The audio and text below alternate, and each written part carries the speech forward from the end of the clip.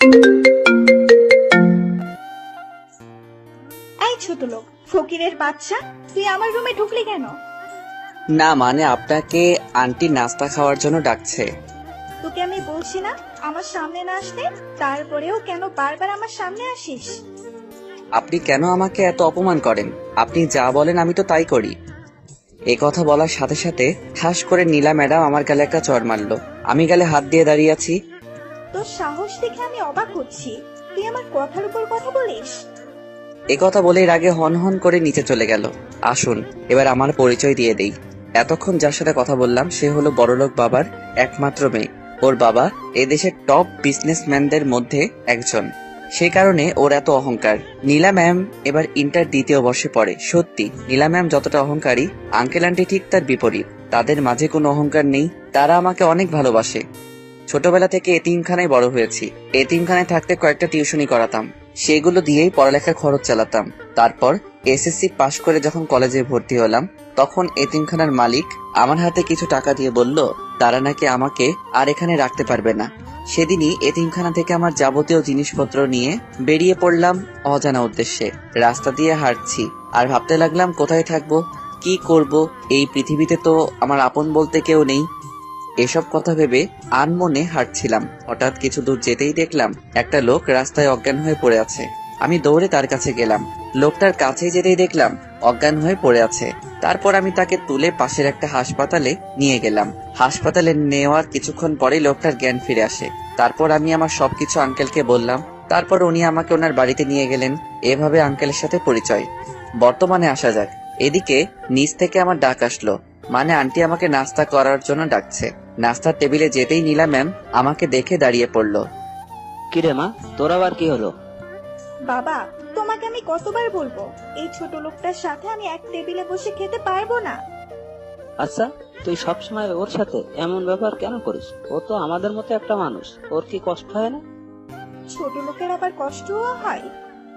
আমাকে উদ্দেশ্য করে বলল, তুই এখনো দাঁড়িয়ে আছিস? যা, নাস্তা নিয়ে তো রুমে চলে যা।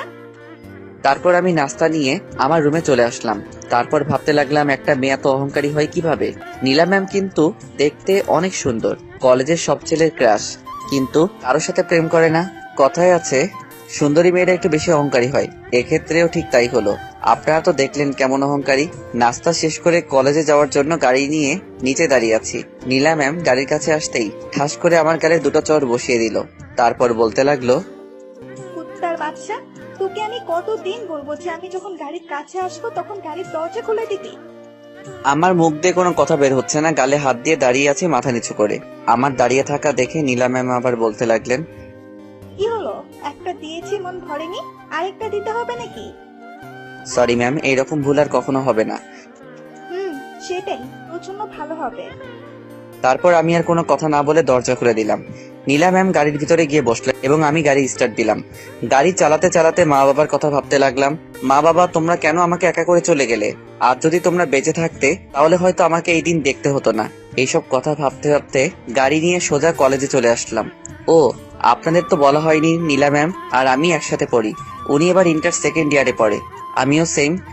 তারপর নীলা ম্যাম গাড়ি থেকে নেমে ওনার ফ্রেন্ডদের কাছে চলে গেলেন আর আমি গাড়িতে বসে আছি, কারণ আমার কোনো বন্ধু নেই, তাই ক্লাস শুরু হওয়া পর্যন্ত গাড়ির ভিতরে বসে থাকি। এদিকে নীলা ম্যাম ওনার বান্ধবীদের কাছে যেতেই ওনার এক বান্ধবী বলল, কি রে নীলা, আজকে এত লেট করলি কেন? আর বলিস না, ছোট লোকটার সাথে ঝগড়া করতে গিয়ে দেরি হয়ে গেল। তুই কি আরিয়ানের কথা বলছিস? তো আর কথা বলবো, সকাল সকাল মাথাটা খারাপ করে দিল। কি করেছে ও, তুই এত রেগে আছিস? তারপর নীলা ম্যাম সকালে যা হয়েছে সবকিছু বলল। কি, তুই এই সামান্য কারণে ছেলেটার গায়ে হাত তুললি? তোর তো দেখছি ছোট লোকটার জন্য দরদ একেবারে উতলায় উঠছে। আচ্ছা, ও তো আমাদের মতো একজন মানুষ, ওকে কষ্ট হয় না বল? ছোটবেলা থেকেই ছেলেটা মা বাবা হারিয়েছে।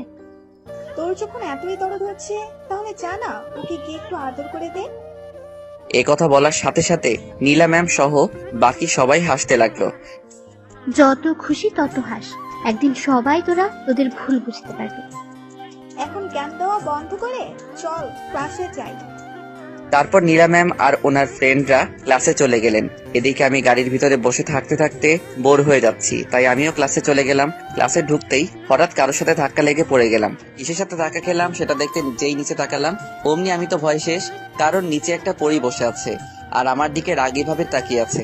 আমি তো ভয় শেষ, হাঁটু কাঁপতে লাগলো, কারণ এরকম পরিস্থিতিতে আগে কখনো পড়িনি, তাই ভয়টা একটু বেশি লাগছে। আমার এমন ভয় পাওয়া দেখে মেয়েটা বলতে লাগলো, এই যে মিস্টার, কি হলো? চোখে দেখেন না নাকি?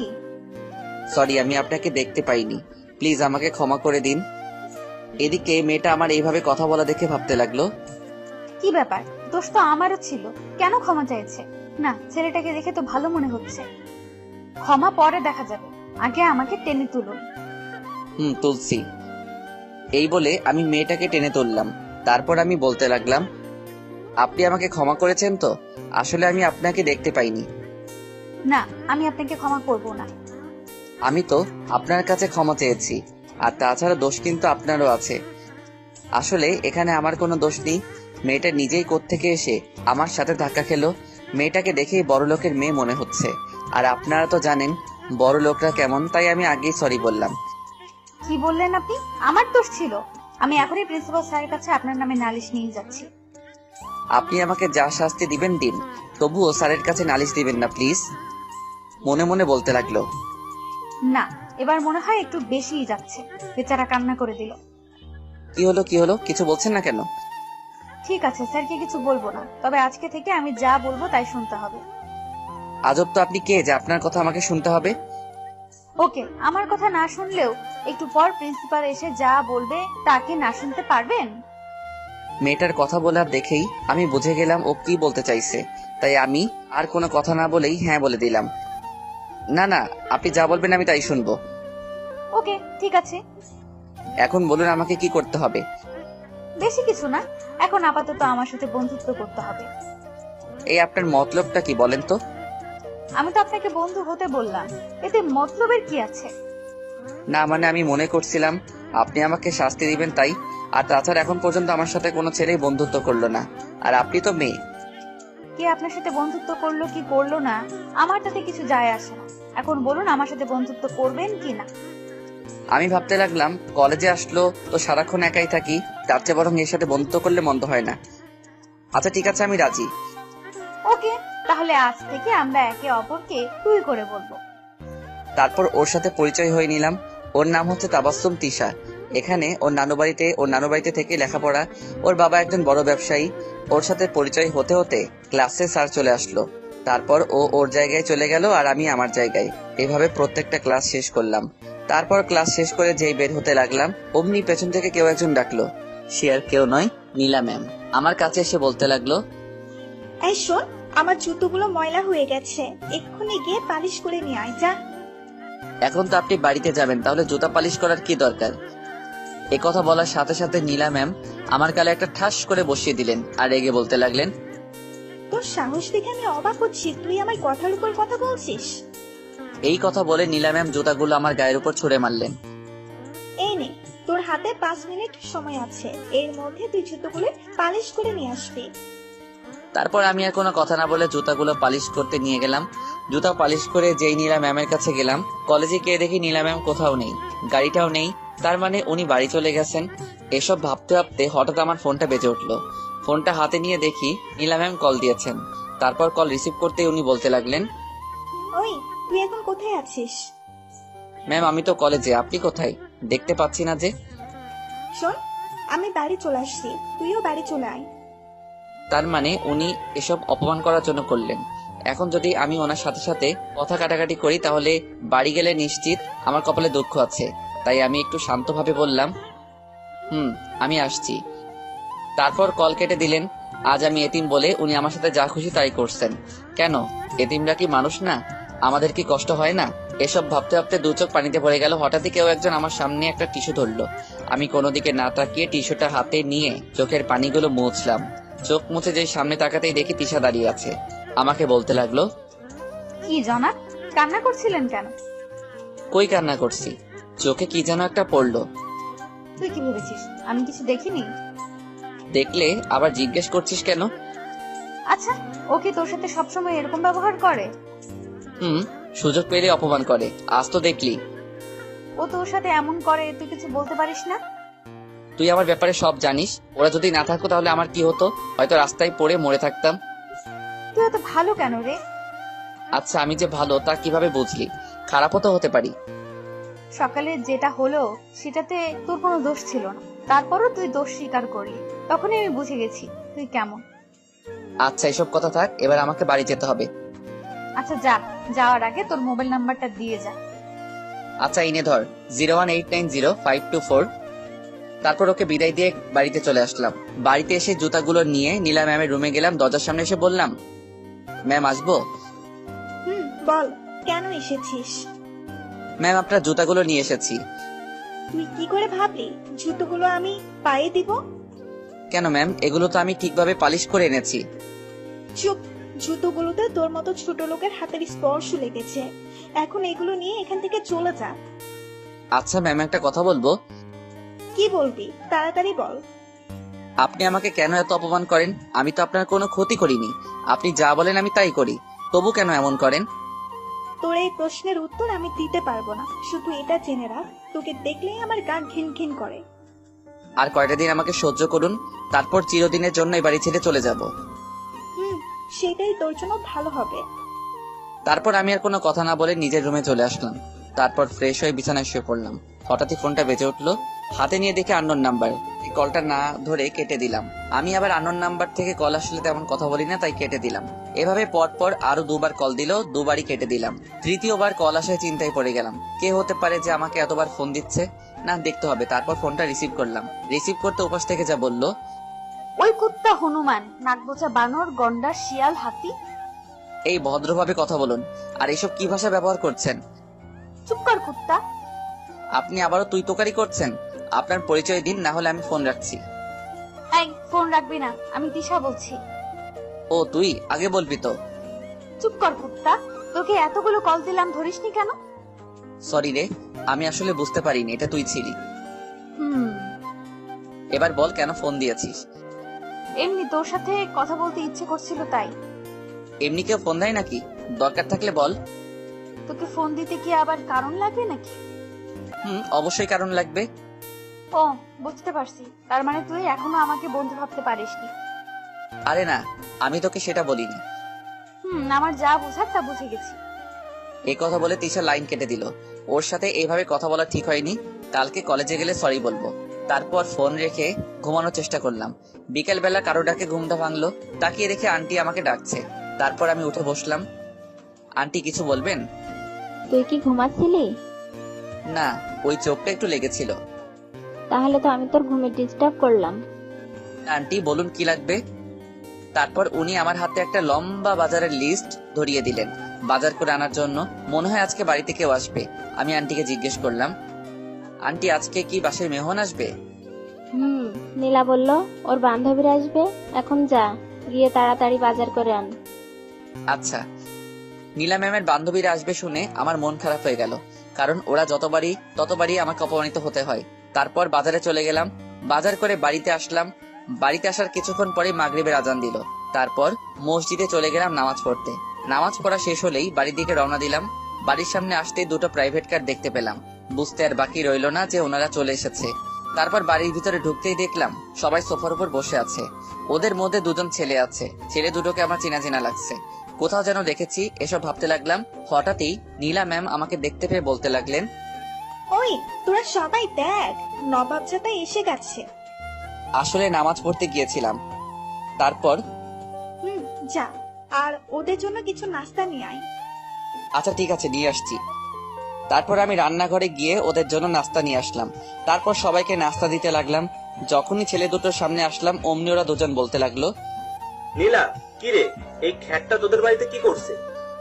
আর বলিস না, বাবা কি দেখেছে ওর মতো একটা খ্যাত এই বাড়িতে নিয়ে আসলো, সেটাই বুঝতে পারছি না। ছেলেটা আবার বলতে লাগলো, নিশ্চয় ওর কোনো মতলব আছে তাই। এইভাবে আরো নানাভাবে সবাই আমাকে অপমান করতে লাগলো। হঠাৎই কেউ একজন বলতে লাগলো, তাকিয়ে দেখি নীলা ম্যামের বান্ধবী জয়া। এই তোরা সবাই কি শুরু করলি? যে একটু সুযোগ পেলি অমনি সবাই মিলে ছেলেটাকে অপমান করা শুরু করলি। কি রে, তোর আবার কি হলো? কিছুদিন ধরে দেখছি তুই ওর হয়ে একটু বেশি কথা বলছিস। আমি ওর হয়ে কোনো কথা বলছি না, শুধু তোদের ভুলটা ধরিয়ে দিচ্ছি। ও আচ্ছা, এখন কি আমাকে তোর কাছে ঠিক ভুল শিখতে হবে নাকি? হ্যাঁ, অবশ্যই শিখতে হবে, কারণ তোর মাঝে অহংকারী মনোভাবটা একটু বেশি আছে। তুই কিন্তু এবার একটু বেশিই বলছিস। উচিত কথা বললাম তো, তাই। দেখ, তুই যদি আজকে আমার ফ্রেন্ড না হয়ে অন্য কেউ হতি, তাহলে আমি তোর সাথে কি যে করতাম। তুই কি করবি আমার জানা আছে, পারবি শুধু কথায় কথায় মানুষকে অপমান করতে। এদিকে আমি দর্শকের মতো দাঁড়িয়ে ওদের দুজনের ঝগড়া দেখছি, মনে হচ্ছে যেন আমি টিভিতে কোনো সিরিয়াল দেখছি। আমি ভাবতে লাগলাম জয়ার হঠাৎ আবার কি হলো। কিছুদিন আগেও তো আমাকে অপমান করার জন্য সারাক্ষণ আমার পিছনে পড়ে থাকতো, আর এখন সেই কিনা আমার হয়ে প্রতিবাদ করছে। এভাবে ঝগড়া করতে করতে এক পর্যায়ে জয়া বলল, তোর সাথে বন্ধুত্ব করে আমি অনেক বড় ভুল করে ফেলেছি। যে মানুষকে মানুষ মনে করে না, তার সাথে আবার কিসের বন্ধুত্ব। এই কথা বলে জয়া চলে গেল। এদিকে জয়া চলে যাওয়ার পর নীলা ম্যাম আমার সামনে এসে ঠাস করে একটা চড় মেরে বলল, আজ শুধুমাত্র তোর কারণে জয়া আমার সাথে এরকম ব্যবহার করলো। বল, তুই ওকে কি জাদু করেছিস? গালে হাত দিয়ে মাথা নিচু করে দাঁড়িয়ে আছি, মুখ দিয়ে কোনো কথা বের হচ্ছে না। কি হলো, কথা বলছিস না কেন? কি বলবো? তোকে তো আমি পরে দেখে নিব, আগে এদের বিদায় করি। তারপর নীলা ম্যাম ওনার বাকি ফ্রেন্ডদের সাথে মজা করতে লাগলেন। আমার আবার ছেলে দুটোর উপর চোখ পড়লো। ওদের কোথাও যেন দেখেছি, কিন্তু মনে করতে পারছি না। ছেলে দুটোর মধ্যে একজন বলে উঠলো, নীলা, এবার আমাদের যেতে হবে। আর আঙ্কেল কোথায়? ওনাকে দেখছি না যে। বাবা কিছুদিনের জন্য দেশের বাইরে গেছে, এই তো কিছুদিন পরেই চলে আসবে। তারপর নীলা ম্যামের সব ফ্রেন্ডরা খাওয়া দাওয়া করে চলে গেলেন। ওরা সবাই চলে যেতেই নীলা ম্যাম আমার সামনে এসে আমার দিকে রাগী দৃষ্টিতে তাকিয়ে চলে গেলেন। আমি বুঝতে পারলাম আজকে রাতে আমার ঘুমের 12টা বাজবে, কারণ নীলা ম্যাম যখন বেশি রেগে থাকেন উনি তখন আমাকে দিয়ে সারা রাত ওনার সেবা করান। তারপর আমিও আর দাঁড়িয়ে না থেকে আমার রুমে চলে আসলাম। আমার মাথায় শুধু ছেলেগুলোর কথা আসছে, কোথায় দেখেছি দূর কিছুই মনে আসছে না। এদিকে ডিনার করার জন্য নিচ থেকে আন্টির ডাক আসলো, তাই নিচে চলে গেলাম। তারপর খাওয়া দাওয়া করে আবার উপরে চলে আসলাম। বিছানায় শুয়ে আছি, কিন্তু চোখে কিছুতেই ঘুম আসছে না, তাই উঠে ছাদে গেলাম। গিয়ে কিছুক্ষণ হাঁটাহাঁটি করে রুমে আসলাম। রুমে আসা কিছুক্ষণ পরে নীলা ম্যামের নাম্বার থেকে একটা কল আসলো। আমার আর বুঝতে বাকি রইলো না যে কেন ফোন দিয়েছে। আমি আর বসে না থেকে ওনার রুমে চলে গেলাম। গিয়ে দেখি বিছানায় বসে মোবাইল চালাচ্ছে। আমি যেতেই বলতে লাগলো, কিরে, তোর আসতে এত সময় লাগলো কেন? আমি তো আপনার ফোন পাওয়ার সাথে সাথে চলে এলাম। চুপ, আবার মুখে মুখে কথা বলছিস। আমার সাথে সাথে আয়। এমনি অনেক শীতের রাত, তাই ভাবতে লাগলাম উনি আজকে আমাকে কি শাস্তি দিবেন। বাথরুমের সামনে এসে বলতে লাগলেন, বাথরুমের ভেতরে গেলে কিছু জামা কাপড় দেখতে পাবি, যা বসে বসে ওগুলো কাচতে শুরু কর। ভালোভাবে কাচবি, যাতে একটা ময়লাও না থাকে। কি? কিন্তু ম্যাম, ওগুলোর জন্য এক্সট্রা কাজের লোক আছে। আছে, কিন্তু ওরা ঠিক মতো ধুতে পারে না, তাই আজ তোকে দিয়ে করাচ্ছি। এখন কথা না বলে কাজে লেগে পড়। একথা বলে নীলা ম্যাম চলে গেলেন। আমি মনে মনে বলতে লাগলাম, কি শয়তান মেয়ে রে বাবা, এই শীতের রাতে নাকি আমাকে কাপড় কাচতে হবে, আর কি কি করাবে কে জানে। এভাবে নীলা ম্যাম সারা রাত আমার উপর অত্যাচার করলেন। উনি নিজেও ঘুমাননি, শুধুমাত্র আমাকে কষ্ট দেওয়ার জন্য। কি ডেঞ্জারাস মেয়ে রে। ফজরের আজানের একটু আগে নীলা ম্যাম ঘুমিয়ে পড়লেন। তারপর আমিও আমার রুমে চলে আসলাম। তারপর মসজিদে চলে গেলাম। মসজিদ থেকে বাড়ি আসতে দেখি আন্টি আর নীলা ম্যাম নাস্তা করছে। তারপর আমি আমার নাস্তা নিয়ে রুমে চলে আসলাম। আপনারা তো জানেন নীলা ম্যাম আমার সাথে এক টেবিলে খাবেন না। আঙ্কেল আন্টি এত ভালো, আমাকে অনেক ভালোবাসে, ওনাদের মাঝে বিন্দু মাত্র অহংকার নেই। কিন্তু মেয়েটা কিভাবে যে এত অহংকারী হলো কে জানে। তারপর নাস্তা শেষে কিছুক্ষণ পড়লাম। কালকে রাতে কিছুই পড়া হয়নি। পড়তে পড়তে কলেজে যাওয়ার সময় হয়ে গেল। তারপর কলেজে যাওয়ার জন্য রেডি হলাম। তারপর নিচে নেমে গাড়ির কাছে এসে নীলা ম্যামের জন্য অপেক্ষা করতে লাগলাম। হঠাৎই নীলা ম্যামের দিকে চোখ গেল। আমি হা করে ওনার দিকে তাকিয়ে আছি, কারণ আজকে ওনাকে অনেক সুন্দর লাগছে, একেবারে পরীর মতো লাগছে। কারণ আজকে একটা সাদা ড্রেস পরে এসেছেন, যেটা তার নীলা ম্যামের সৌন্দর্য আরো কয়েক গুণ বৃদ্ধি করে দিলেন। ওনাকে যে কেউ দেখলে বাস খাবে, থুককুক রাস খাবে। তারপর উনি সামনে আসতে তাড়াতাড়ি আমি গাড়ি দরজা খুলে দিলাম, না হলে আবার গালটা লাল হয়ে যাবে। তারপর গাড়িতে উঠে গাড়ি স্টার্ট দিলাম। তারপর উনি আমাকে বলতে লাগলেন, আচ্ছা, তোর কি লজ্জা শরম বলতে কিছু নেই? কেন আবার কি করলাম? তোকে এত অপমান করি, তারপরেও তুই কেন এই বাড়িতে পড়ে আছিস? তুই কেন বুঝিস না তোকে আমি একদম সহ্য করতে পারি না? সময় হলেই এই বাড়ি ছেড়ে চলে যাব। যত তাড়াতাড়ি পারিস চলে যা। আমি ভাবছি ফাইনাল পরীক্ষাটা দিয়েই এখান থেকে চলে যাব। পরীক্ষার আর মাত্র 2 মাস বাকি। এই 2 মাস না হয় একটু কষ্ট করেই থেকে যাই। কলেজের সামনে এসে গাড়ি থামালাম। তারপর উনি গাড়ি থেকে নেমে গেলেন। ওই শোন, এখন থেকে কলেজে আসলে তুই তোর মতো থাকবি, আমি আমার মতো থাকবো। কিন্তু আঙ্কেল তো বললো সারাক্ষণ আপনার সাথে থাকতে। আমি যা বলছি তাই করবি, আর আমার কোনো কিছু দরকার হলে তোকে ডেকে নিব। আচ্ছা ঠিক আছে। তারপর নীলা ম্যাম চলে গেলেন। উনি চলে যাওয়ার পরেই আমি ক্যাম্পাসে একটা গাছের নিচে বসে বসে মোবাইল চালাতে হঠাৎই কেউ একজন পিছন থেকে এসে আমার মাথার চুলগুলো ধরে জোরে জোরে টানতে লাগলো। পিছন ফিরে তাকাতেই দেখি তিশা হিংস্র বাঘিনীর মতো আমার দিকে তাকিয়ে আছে। ওকে এভাবে তাকিয়ে থাকতে দেখে আমার ভয় হলো। ওই কি করছিস কি? ছাড় বলছি, লাগছে কিন্তু। চুপ কর কুত্তা, তুই আমার সাথে কোনো কথা বলবি না। আচ্ছা ঠিক আছে, আমি আর তোর সাথে কোনো কথা বলবো না। একথা বলার সাথে সাথে তিশা আমার শার্টের কলার ধরে রাগী দৃষ্টিতে তাকিয়ে বলল, কি বললি? তুই আর আমার সাথে কথা বলবি না? কি করছিস কি? কলার থেকে হাত সরা। দেখ সবাই কিভাবে তাকিয়ে আছে। আর তাছাড়া তুই তো বললি আমি যেন তোর সাথে কথা না বলি। যা বলেছি রাগের মাথায় বলেছি, এবার বল কালকে ফোনে কথা বলার সময় আমাকে কি বলেছিস? তুই কি বলছিস আমি কিছু বুঝতেছি না। আহারে কচি খোকা, কিছু মনে নেই তাই তো? হুম। চুপ কর কুত্তা, এবার বল কেন এভাবে কথা বলেছিস? তিশা খুব ভালো মেয়ে, ওর সাথে পরিচয় মাত্র একদিনের। এই একদিনে ও আমাকে অনেক আপন করে নিয়েছে। ও সত্যি সত্যি আমাকে ওর বন্ধু ভাবছে, কিন্তু আমি তা পারিনি, কারণ ওর সাথে বন্ধুত্ব করার যোগ্যতা আমার নেই। আপনার তো জানেনই ওর স্ট্যাটাস আমার স্ট্যাটাস এক নয়, তাই আমি ভাবছি ওর সাথে বন্ধুত্ব রাখবো না। আমি কোনো ভুল বলিনি। তাছাড়া তুই আমাকে দরকার ছাড়া কেন কল দিবি? তুই আমাকে একটা কথা বল, আমি তোর কি? আমি তোকে কিছুই মনে করি না। আমাকে তোর বন্ধু ভাবতে পারিসনি তাই তো? হুম। তাহলে কি গার্লফ্রেন্ড মনে করিস? কি যাতা বলছিস? আমি তোকে গার্লফ্রেন্ড কেন ভাবতে যাব? একদম আমার সামনে রাগ দেখাবি না।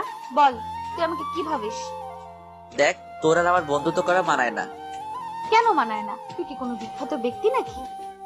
দেখ তোর স্ট্যাটাস আর আমার স্ট্যাটাস এক নয়। কোথায় তুই আর কোথায় আমি, তাই বলছি তোর সাথে আমার যায় না। দেখ বন্ধুত্ব করতে স্ট্যাটাস লাগে না, সুন্দর একটা মন লাগে। জানি বন্ধুত্ব করতে সুন্দর একটা মন লাগে, যেটা তোর আছে। আছে বলে তুই আমার মতো একটা ছেলের সাথে বন্ধুত্ব করতে চাচ্ছিস। আমার পিছনে পড়ে না থেকে এই কলেজে আরো অনেক সুন্দর সুন্দর ছেলে আছে যারা তোর যোগ্য। এতক্ষণ পর্যন্ত তুই অনেক কথা বলেছিস, আর না তুই কি ভুলে যাচ্ছিস প্রথম দিন আমাকে কি বলেছিস? আমি যা বলবো তুই নাকি তাই করবি। বলেছি, কিন্তু সেটা। তাহলে এখন কি হলো? আমি তো তোর সাথে বন্ধুত্ব করতে চাচ্ছি। বলেছি, কিন্তু সেটা বন্ধুত্ব করার জন্য নয়। আমি মনে করেছি তুই আমাকে শাস্তি দিবি। আমি তো শুধু তোর সাথে বন্ধুত্ব করতে চাইছি, তুই কেন এমন করছিস? ওই যে বললাম না স্ট্যাটাস। আর তাছাড়া আমি এটা বুঝতে পারছি তুই কেন আমার পিছনে এইভাবে পড়ে আছিস। ওর সাথে কথা বলতে বলতে কখন যে ক্লাসের সময় হয়ে গেল বুঝতেই পারিনি। দেখ তিশা, আমি আর এই ব্যাপারে কোনো কথা বলতে চাই না। ক্লাসের সময় হয়ে গেল, আমি যাচ্ছি। এ কথা বলেই চলে আসলাম। তিশা চাইছেটা কি? ও কেন আমার সাথে এমন করছে? এই কলেজে তো আমার থেকেও অনেক স্মার্ট ছেলে আছে, ও তাদের সাথে বন্ধুত্ব না করে আমার সাথে কেন? কে জানে কি চলছে ওর মনে। এদিকে তিশা ভাবছে, তোকে তো আমার সাথে কথা বলতে হবেই, আমিও দেখবো তুই কিভাবে আমার সাথে কথা না বলিস। আমি ক্লাসে গিয়ে নীলা ম্যাম আর ওনার বান্ধবীরা আগে থেকে ক্লাসে বসে আছে। আমি ক্লাসে ঢুকতে নীলা ম্যাম বলতে লাগলো, ওই শোন, এতক্ষণ কোথায় ছিলি? এই তো ক্যাম্পাসে ছিলাম। কেন, কোনো কিছু লাগবে নাকি? না, কিছু লাগবে না, যা এখান থেকে। তারপর আমি গিয়ে পিছনের একটা বেঞ্চে বসলাম। পুরো ক্লাসে শুধু একটা বেঞ্চ খালি ছিল, তাই সেখানে গিয়ে বসে পড়লাম। স্যার আসতেই এখনো কিছু সময় বাকি আছে, তাই আমি বইটা বার করে পড়তে লাগলাম। হঠাৎই দেখলাম কেউ একজন আমার পাশে এসে বসলো। তাকিয়ে দেখি তিশা।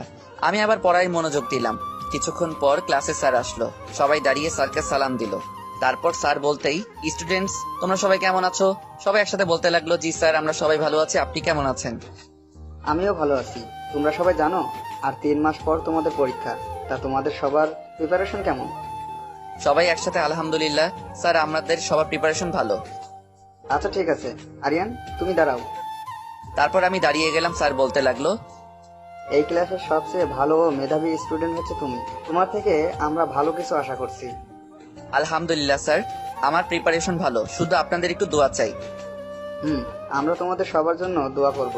তোমরা সবাই হয়তো জানো তোমাদের একজন নতুন সহপাঠী এসেছে, তার নাম হলো তিশা। তিশা তুমি দাঁড়াও। তারপর তিশা দাঁড়ালো। ও হচ্ছে তোমাদের নতুন সহপাঠী।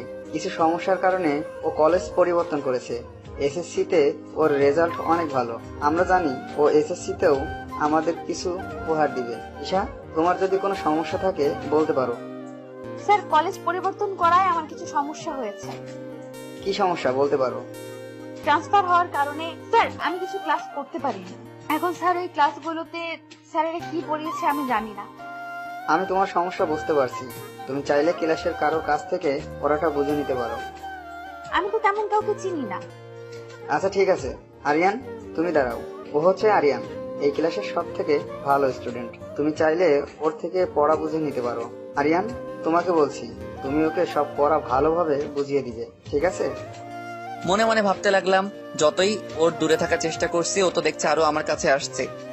আচ্ছা ঠিক আছে। তারপর স্যার ক্লাস করে চলে গেলেন। তিশা দেখে আমার দিকে তাকিয়ে হাসছে। কি হলো, এখানে হাসির কি আছে? আহারে বেচারা, তোর মুখটা দেখে আমার হাসি পাচ্ছে। দাঁত দেখানো বন্ধ কর। এই যে মহাশয়, এখন বেশি কথা না বলে আমাকে পড়াটা বুঝিয়ে দাও দেখি। আমি স্যার নই যে তোকে পড়া বোঝাবো। স্যারকে বলিস বুঝিয়ে দিবে। এই তুই কি ভুলে গেছিস স্যার একটু আগে কি বলে গেল? মনে আছে, কিন্তু আমি তোকে এখন পড়া বোঝাতে পারবো না। বেশি কথা না বলে যা তো এখান থেকে। না, তোকে এখনই বুঝিয়ে দিতে হবে। তিশা দেখ, এখন আমার ভালো লাগছে না। ওকে, তাহলে আমি যাচ্ছি স্যারের কাছে। এই কথা বলে তিশা উঠে দাঁড়ালো। আমি ভাবতে লাগলাম, এখন যদি ওকে পড়াটা না বুঝিয়ে দেই তাহলে তো স্যারের কথা অমান্য করা হবে। না, তা আমি কিছুতেই করতে পারি না। এদিকে আমাকে এভাবে ভাবতে দেখে তিশা বলতে লাগলো, কি যাবো নাকি স্যারের কাছে? না, যাওয়ার দরকার নেই, বস এখানে। তারপর ওকে পড়া বুঝিয়ে দিতে লাগলাম।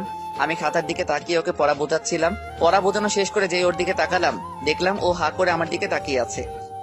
ওই কি হলো বুঝেছিস? ও কোনো কথাই বলছে না। এবার আমার একটু রাগ হলো। রাগ উঠলে আমি নিজেকে কন্ট্রোল করতে পারি না। দিলাম কষে একটা থাপ্পড় ওর গালে। থাপ্পড় খেয়ে ও চোখ বড় বড় করে আমার দিকে তাকিয়ে আছে। তারপর গালে হাত দিয়ে বলতে লাগলো, কুত্তা, তুই আমাকে থাপ্পড় মারলি? মেরেছি, বেশ করেছি। তোকে সেই কখন থেকে ডাকছি, কিন্তু তোর কোনো সাড়া নেই। তাই বলে তুই আমাকে থাপ্পড় মারবি? আমি এখনই স্যারকে বলে দিব। ও যখন গালে হাত দিয়ে কথাগুলো বলছিল না, তখন ওকে দেখতে একদম বাচ্চাদের মতো লাগছিল। দুহাত দিয়ে গাল দুটো টেনে দিতে ইচ্ছে করছিল। ওর এই অবস্থা দেখে মুহূর্তেই আমার সব রাগ উধাও হয়ে গেল। আমার হাসিও পাচ্ছে। আমি জোরে জোরে হাসতে লাগলাম। একে তো আমাকে থাপ্পড় মারলি, তারপর আবার হাসছিসও। আমার তো এমনি হাসি পাচ্ছে। দাঁড়া, স্যার আসুক, তাহলে আমি সব বলে দিব। হঠাৎই কেউ একজন এসে আমার সামনে দাঁড়ালো।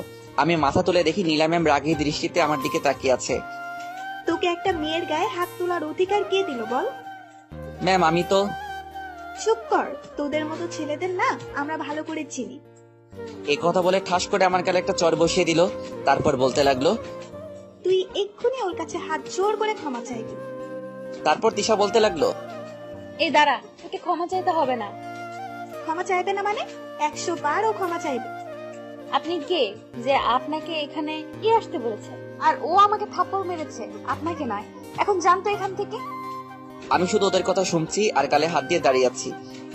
আমি তোর কাছে বিচার করছিলাম, আর তুমি কিনা আমাকেই। যে মেয়ে অকারণে একটা ছেলের গায়ে হাত তুলে তাকে সবসময় অপমান করে, সে বিচার করবে। এ কথা বলে তিশা হাসতে লাগলো। তুমি কিন্তু এবার একটু বেশি বলছো।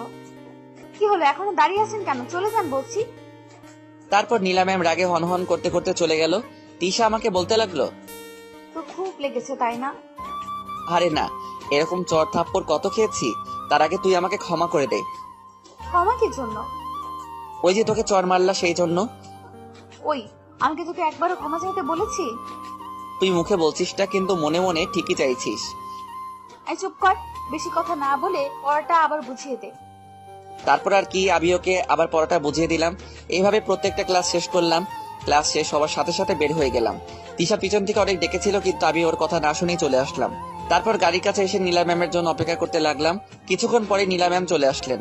তারপর ওনাকে নিয়ে বাড়িতে চলে আসলাম। বাড়িতে এসে রুমে বসে কিছুক্ষণ রেস্ট নিচ্ছিলাম। শুয়ে থাকতে ভালো লাগছে না, তাই নিচে চলে গেলাম। গিয়ে দেখে আন্টি রান্নাঘরে কি যেন তৈরি করছেন। আমি গিয়ে বললাম, আন্টি কি রান্না করছেন? আর ওনাকে দেখে মনে হচ্ছে ওনার শরীর খারাপ। আন্টি কি রান্না করছেন? দেখ না, নীলার নাকি খিদে পেয়েছে, তাই ওর জন্য কিছু বানাতে আসলাম। তাই বলে আপনি আবার বানাতে আসবেন? আর আপনাকে দেখে মনে হচ্ছে আপনার শরীর খারাপ। মাথাটা একটু ব্যথা করছে। আপনাকে আর কিছু করতে হবে না, যান রুমে গিয়ে রেস্ট নিন। তারপর আমি জোর করে আমাকে রান্নাঘর থেকে পাঠালাম। আমি ভাবতে লাগলাম নীলা ম্যামের জন্য কি বানানো যায়। আমি আবার রান্নাটা ভালো পারি। এতিমখানায় যখন থাকতাম তখন রান্না শিখে নেই। তারপর অনেক ভেবে নীলা ম্যামের জন্য পাস্তা বানাতে লাগলাম। তারপর বানানো শেষ করে নীলা ম্যামের রুমে নিয়ে গেলাম। রুমের সামনে এসে দরজা নক করলাম। কে রে? ম্যাম, আমি আপনার জন্য খাবার নিয়ে এসেছি।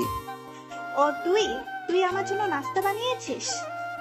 আসলে আন্টির মাথা ব্যথা করছে আর কাজের মেয়েটাও বাড়ি নেই, তাই আমি খাবার বানালাম। তুই কি করে ভাবলি তোর রান্না করা খাবার আমি খাবো?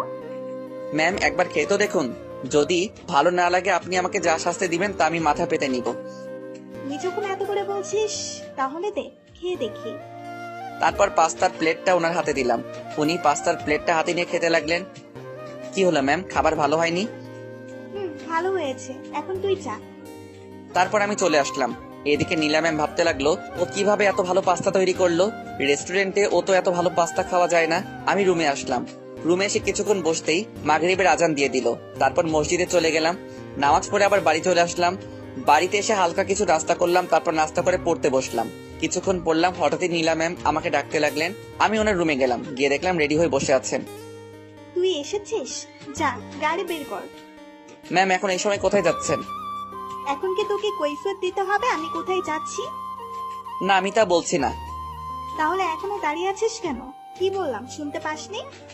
আমি আর দাঁড়িয়ে না থেকে চলে গেলাম। কি মেয়ে বাবা, কিছুদিন পর পরীক্ষা, কোথায় বাড়িতে বসে বসে পড়বে তা নয়, আর উনি পার্টি করে বেড়াচ্ছে। কিছুক্ষণ পর নীলা ম্যাম আসলেন। উনি গাড়িতে উঠে বসলেন। কিছু দূর আসতে উনি একটা নাইট ক্লাবের সামনে গাড়ি দাঁড় করাতে বললেন। উনি গাড়ি থেকে নামার সময় আমি বললাম, ম্যাম কালকে যে ছেলেগুলো এসেছিল না, ওদের সাথে আপনি একটু কম মিশবেন, ওদের দেখে আমার সুবিধার মনে হচ্ছে না। এই কথা বলার সাথে সাথে উনি কষে আমার গালে একটা চড় মারলেন। তারপর রেগে বলতে লাগলেন, তার বাচ্চা, তোর এত বড় সাহস, তুই আমার বন্ধুদের নামে বাজে কথা বলিস? ওরা তোর মতো ছোট লোক নয়, বুঝলি? চলে যা এখান থেকে, তোকে দেখলেই আমার কেমন জানি করে। আসো, সোজা বাড়ি চলে যাবে। কেন আপনি বাড়ি যাবেন না? তোকে ভাবতে হবে না, আমি সময় মতো বাড়ি পৌঁছে যাব। তারপর আমি গাড়ি নিয়ে বাড়ি চলে আসলাম।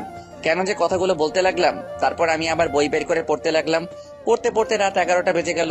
আন্টি আমার রুমে আসলেন, এসে বলতে লাগলেন, দেখ না, নীলা সেই কখন বেরিয়েছে, এখনো বাড়ি আসছে না। তুই একটু গিয়ে দেখ না। কি উনি এখনো বাড়ি আসেননি? আচ্ছা আপনি টেনশন করবেন না, আমি দেখছি। তারপর গাড়ি নিয়ে বেরিয়ে পড়লাম। সেই নাইট ক্লাবের সামনে এসে গাড়ি দাঁড় করালাম। তারপর আমি তাড়াতাড়ি ক্লাবের ভিতরে গেলাম। গিয়ে দেখলাম ভিতরে কেউ নেই। আমার মনে হচ্ছে আওয়াজটা উপর থেকে আসছে, তাই আমি তাড়াতাড়ি সিঁড়ি বেয়ে উপরে উঠলাম। উঠে দেখি আমার পাশে একটা রুম আছে। সেই রুম থেকে আওয়াজটা আসছে। রুমের ভেতর থেকে কিছু কথা শুনতে পাচ্ছিলাম। দরজার সামনে দাঁড়িয়ে কথাগুলো শুনতে লাগলাম। ওই শুন, চিৎকার চেঁচামেচি করে কোনো লাভ হবে না, তোকে এখানে কেউ বাঁচাতে আসবে না। আমি তোদের কি ক্ষতি করেছি? তোরা কেন আমার সাথে এমন করছিস? তোরা তো আমার বন্ধু।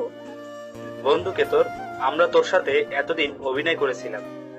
প্লিজ, আমি তোদের পায়ে পড়ি, আমার এত বড় সর্বনাশ করিস না। চুপ কর। এই না, তোরা আমার কাছে আসবি না। আমি ভাবতে লাগলাম, না এবার আমাকে কিছু করতে হবে, না হলে ছেলেগুলো মেয়েটার সাথে খারাপ কিছু করে ফেলবে। তারপর আমি জোরে জোরে দরজা ধাক্কাতে লাগলাম। দরজা ধাক্কানো দেখে ছেলেগুলো বলতে লাগলো, কিরে এখন আবার কে এলো? চল গিয়ে দেখি। ওই তুই কি পাগল হয়ে গেছিস? এখন দরজা খুললে সমস্যা হবে। কেউ দরজা খুলছে না। আমি দরজা ভাঙার সিদ্ধান্ত নিলাম। তারপর জোরে জোরে 2 লাথি মারতেই দরজা খুলে গেল। ভিতরে গিয়ে যা দেখলাম, নীলা ম্যাম হাত পা বাঁধা অবস্থায় বিছানায় শুয়ে আছে। তার পাশে সেই ছেলেগুলো দাঁড়িয়ে আছে। ওরা আমাকে দেখেই বলতে লাগলো, বাহ, তুই তো দেখছি একেবারে ঠিক সময় এসেছিস। আমরা এখনো ওর সাথে কিছুই করিনি। আই, তুইও আমাদের সাথে যোগ দে। আমরা জানি ও তোর সাথে এতদিন অনেক অন্যায় করেছে, আজ সবকিছু প্রতিশোধ দিতে পারবি। নীলা ম্যামের দিকে তাকিয়ে দেখি আমার দিকে অসহায় দৃষ্টিতে তাকিয়ে আছে। আমি ভাবতে লাগলাম ওদের সাথে বুদ্ধি খাটিয়ে চলতে হবে, না হলে নীলা ম্যামকে বাঁচাতে পারবো না। আমাকে এভাবে ভাবতে দেখে ওরা বলতে লাগলো, কি ভাবছিস? রাজি হয়ে যা, তোর প্রতিশোধ নিতে পারবি। আমি বললাম ঠিক আছে, আগে তোরা যা। নীলা ম্যামের দিকে তাকিয়ে দেখে উনি কান্না করছেন। তারপর ওরা দুজন ধীরে ধীরে নীলা ম্যামের দিকে এগোতে লাগলেন। আমি পিছনে দাঁড়িয়ে আছি, আশেপাশে কিছু আছে কিনা দেখছি, যেটা দিয়ে ওদের আঘাত করা যায়। হঠাৎই লাঠির মতো কিছু একটা দেখতে পেলাম। তারপর সেটা নিয়ে ওদের দুজনের মাথায় 2টো বাড়ি মারলাম। সাথে সাথে ওরা দুজন মাটিতে লুটিয়ে পড়ে অজ্ঞান হয়ে। এবার নীলা ম্যামের দিকে তাকিয়ে দেখি ওনার মুখ থেকে কান্না করার ভাবটা চলে গেল। আমি এবার ওনার দিকে একটু অন্যভাবে এগিয়ে যেতে লাগলাম, ঠিক ওরা যেভাবে এগিয়ে আসছিল। আমাকে এভাবে আসতে দেখে উনি ভয় পেয়ে গেলেন। তারপর আমতা আমতা করে বলতে লাগলেন, আমার দিকে এভাবে তাকিয়েছিস কেন? কেন? ওরা যা করতে পারে নাই তার জন্য। দেখ, ওইসব কিছু করলে কিন্তু ভালো হবে না বলে দিলাম। সেই সব পরে দেখা যাবে। এই কথা বলেই ওনার দিকে এগিয়ে যেতে লাগলাম। কাছে যেতেই উনি ভয়ে চোখ বন্ধ করে ফেললেন। তারপর আমি ওনার হাতে পায়ের বাঁধন খুলে দিলাম। এই ম্যাম, চোখ খুলেন, আমি আপনার হাত পা খুলে দেওয়ার জন্য এসেছি। দেখলেন, গরিবের কথা বাসি হলেও সত্যি। আমি আপনাকে আগেই বলছিলাম যেন ওদের সাথে না মিশেন। তার বিনিময়ে আপনি আমাকে 2টো থাপ্পড় দিলেন, ছোট লোক বলে অপমান করলেন। এবার দেখলেন তো কে আসল ছোট লোক। আপনি আমাকে দিনের পর দিন শুধু অপমান করে গেলেন, কারণে অকারণে চড় থাপ্পড় মারতেন, কারণ আপনার মাঝে অহংকার আছে। আজকে যদি ওরা আপনার সাথে কিছু করে ফেলতো তাহলে কোথায় যেত আপনার সেই অহংকার? আমি আজ ইচ্ছে করলে এতদিন আপনি আমার সাথে যা কিছু করেছেন সবকিছুর প্রতিশোধ নিতে পারতাম, কিন্তু না, আমি তা করিনি, কারণ আমি সেই শিক্ষা পাইনি। আজ হয়তো অনেক কথা বলে ফেলেছি যেগুলো আমার বলা উচিত হয়নি, তার জন্য ক্ষমা করবেন। ও আরেকটা কথা, আপনাদের বাড়িতে আমি আর 2 মাস থাকবো, ফাইনাল পরীক্ষা দিয়ে চলে যাব। দয়া করে এই কয়টা দিন আমাকে সহ্য করুন, এবার বাড়ি যেতে হবে, চলুন। একথা বলে আমি কিছু দূর চলে আসলাম। কি ব্যাপার নীলা ম্যাম, আসছো না কেন? পিছন ফিরে তাকাতেই দেখি উনি মাটিতে বসে আছে। কি হলো, বসে গেলেন কেন? হাঁটতে পারছি না, পায়ে ব্যথা করছে। পায়ে কিভাবে পেলেন? পাটা তো ফুলে গেছে। আসলে ওরা যখন আমার হাত পা পাচ্ছিল তখন ব্যথা লাগে। এখন বাড়ি কিভাবে যাবেন? আমি কিভাবে বলবো? তারপর আমি ভাবতে লাগলাম কি করা যায়। তারপর নীলা ম্যামকে কোলে তুলে নিলাম। সরি ম্যাম, এছাড়া কোনো উপায় ছিল না। তারপর ওনাকে কোলে নিয়ে গাড়ির কাছে আসলাম, ওনাকে গাড়িতে বসিয়ে দিলাম। তারপর গাড়ি ড্রাইভ করে বাড়িতে চলে আসলাম। আটার বস্তাটাকে আবার কোলে নিতে হলো। ওনাকে নিয়ে বাড়ির ভিতরে ঢুকতেই দেখলাম আঙ্কেল আন্টি দুজনেই সোফায় বসে আছে। আমাদের এই অবস্থা দেখে দুজনেই দাঁড়িয়ে পড়লেন। আমি গিয়ে নীলা ম্যামকে সোফায় বসিয়ে দিলাম। আঙ্কেল আমার কাছে এসে বলতে লাগলো, বাবা, নীলার কি হয়েছে? সেটা আমার থেকে উনি ভালো বলতে পারবে। এই কথা বলেই আমি রুমে চলে আসলাম। এদিকে আঙ্কেল নীলা ম্যামকে জিজ্ঞাসা করলেন কি হয়েছে। তারপর নীলা ম্যাম প্রথম থেকে শেষ পর্যন্ত যা হলো সবকিছু বললেন। সব শোনার পর আঙ্কেল রেগে গিয়ে বলতে লাগলেন, কি, ওদের এত বড় সাহস? ওরা আমার মেয়ের সাথে এসব করতে চেয়েছে? তুই শুধু ওদের নাম বল। আমার মনে হয় ওরা এখনো ওখানেই আছে, তুমি পুলিশ পাঠিয়ে দাও। ঠিক আছে, তাই হবে। এদিকে আমি রুমে বসে ভাবতে লাগলাম আঙ্কেল বাড়িতে কখন এলেন, ওনা তো দেশের বাইরে থাকার কথা। এসব ভাবছিলাম, হঠাৎই দরজা ধাক্কানোর শব্দ পেলাম। দরজা খুলে দেখে আঙ্কেল দাঁড়িয়ে আছে। আমাকে দেখে সাথে সাথে জড়িয়ে ধরলেন। তারপর বলতে লাগলেন, তোমাকে কি বলে যে ধন্যবাদ দিব তা বুঝতে পারছি না। আঙ্কেল, ধন্যবাদের কি আছে, আমি তো আমার কাজ করেছি। তুমি একবার আমার জীবন বাঁচিয়েছো, আর আজ আমার মেয়ের। তুমি তো আমাকে ঋণী করে ফেললে। আঙ্কেল কি যে বলে না। চলো এবার নিচে চলো, ডিনার করবে। তারপর আমি নিচে চলে গেলাম। খাবার টেবিলে গিয়ে দেখলাম নীলা ম্যাম আগে থেকে বসে আছে। আমি গিয়ে আমার খাবারটা নিয়ে যে চলে আসতে যাব, অমনি কেউ একজন বলল, তুমি এখানে বসে খেতে পারো, উপরে যেতে হবে না। কথাটা কে বললো তা শোনার জন্য যেই পিছনে ফিরলাম, আমি তো দেখলাম নীলা ম্যাম দাঁড়িয়ে আছে। আমি আঙ্কেলকে জিজ্ঞাসা করলাম, আঙ্কেল, কথাটা কি আপনি বলেছেন? না তো। তাহলে নিশ্চয়ই আন্টি বলেছে। না বাবা, আমি বলিনি। তাহলে কে বলল? নীলা ম্যাম বলতে লাগলেন, আমি বলেছি তুমি এখানে বসে খেতে পারো। আমি তো ওনার কথা শুনে হা হয়ে গেলাম। যেই মেয়ে আমাকে দেখতে পারে না, আমাকে দেখলেই নাকি তার গা জ্বলে, সে আমাকে তার সাথে এক টেবিলে খেতে বলছে, আবার তুমি করে বলছে। কি হলো, দাঁড়িয়ে আছো কেন? বসো। আঙ্কেল আন্টির দিকে তাকিয়ে দেখি ওনারাও হা করে তাকিয়ে আছে। আমার মতো হয়তো তারাও নীলা ম্যামের কথাগুলো বিশ্বাস করতে পারছে না। না ম্যাম, আমি এখানে বসে খাবার খেলে আপনার সমস্যা হবে। আমার কোনো সমস্যা হবে না, তুমি বসো। আমি আর কথা না বলে আমার খাবার নিয়ে উপরে চলে গেলাম।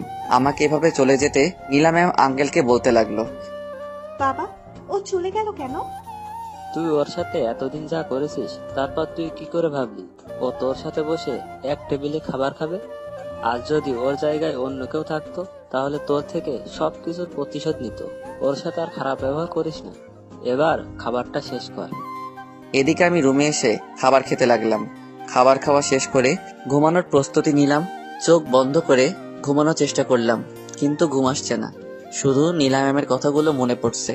উনি কিভাবে আমার সাথে এত ভালো ব্যবহার করছেন, এমনটা তো হওয়ার কথা নয়। হয়তো ওনার সম্মান বাঁচিয়েছি তাই ভালো ব্যবহার। ধুর, মাথায় কিছু আসছে না। কে জানে কি চলছে ওর মনে। নীলা ম্যাম রুমে এসে ভাবতে লাগলেন, আজ পর্যন্ত ছেলেটাকে শুধু অপমান করে গেলাম। সত্যিই তো, আজ যদি ওর জায়গায় অন্য কেউ থাকতো তাহলে হয়তো আমার সাথে খারাপ কিছু হতো না। এতদিন যা অন্যায় করেছি সবকিছুর জন্য ক্ষমা চাইতে হবে। আমি ঘুমানোর চেষ্টা করছি, কিন্তু কিছুতেই ঘুম আসছে না। তাই মনে করলাম কিছুক্ষণ ফোন ঘাটাঘাটি করি। ফোনটা হাতে নিয়ে বন্ধ হয়ে গেছে। দূর, এখন কি করব? তারপর ফোনটা চার্জে লাগিয়ে ঘুমানোর চেষ্টা করলাম। ফজরের আজানের শব্দে ঘুমটা ভেঙে গেল। তারপর উঠে মসজিদে চলে গেলাম। নামাজ পড়া শেষ করে বাইরে কিছুক্ষণ হাঁটাহাঁটি করলাম। তারপর বাসায় চলে আসলাম। এসে দেখতে পেলাম এখনো কেউ ঘুম থেকে ওঠেনি। তাই আমি রুমে এসে পড়া শুরু করে দিলাম। আমি মাথা নিচু করে বই পড়ছিলাম। হঠাৎই কেউ একজন চা হাতে নিয়ে আমার সামনে দাঁড়ালো। আমি ভাবলাম হয়তো কাজের মেয়েটা এসে, তাই না দেখে বলতে লাগলাম, চাটা এখানে রেখে চলে যাও। মেয়েটা বলল আচ্ছা ঠিক আছে। আমি ভাবতে লাগলাম কি ব্যাপার, ওর ভয়েস চেঞ্জ হলো কিভাবে। আমি মাথা তুলে যেই উপরের দিকে তাকালাম, দেখলাম নীলা ম্যাম দাঁড়িয়ে আছে চা নিয়ে। তারপর আমার আর কিছুই মনে নেই, মানে আমি অজ্ঞান হয়ে গেলাম। যখন জ্ঞান ফিরল তখন দেখলাম আমি বিছানায় শুয়ে আছি আর নীলা ম্যাম আমার পাশে বসে আছে। ওই, তোমার কি হয়েছিল? হঠাৎ করে জ্ঞান হারালে কেন? আপনাকে দেখে। কি, আমাকে দেখে জ্ঞান হারালে? হাসবেন না বলে দিলাম। আমি কি ভূত না পেতনি যে আমাকে দেখে জ্ঞান হারাতে হবে? না, তা হবেন কেন? আমার এই অবস্থা হয়েছে আপনি যে কাজটা করছেন তা দেখে।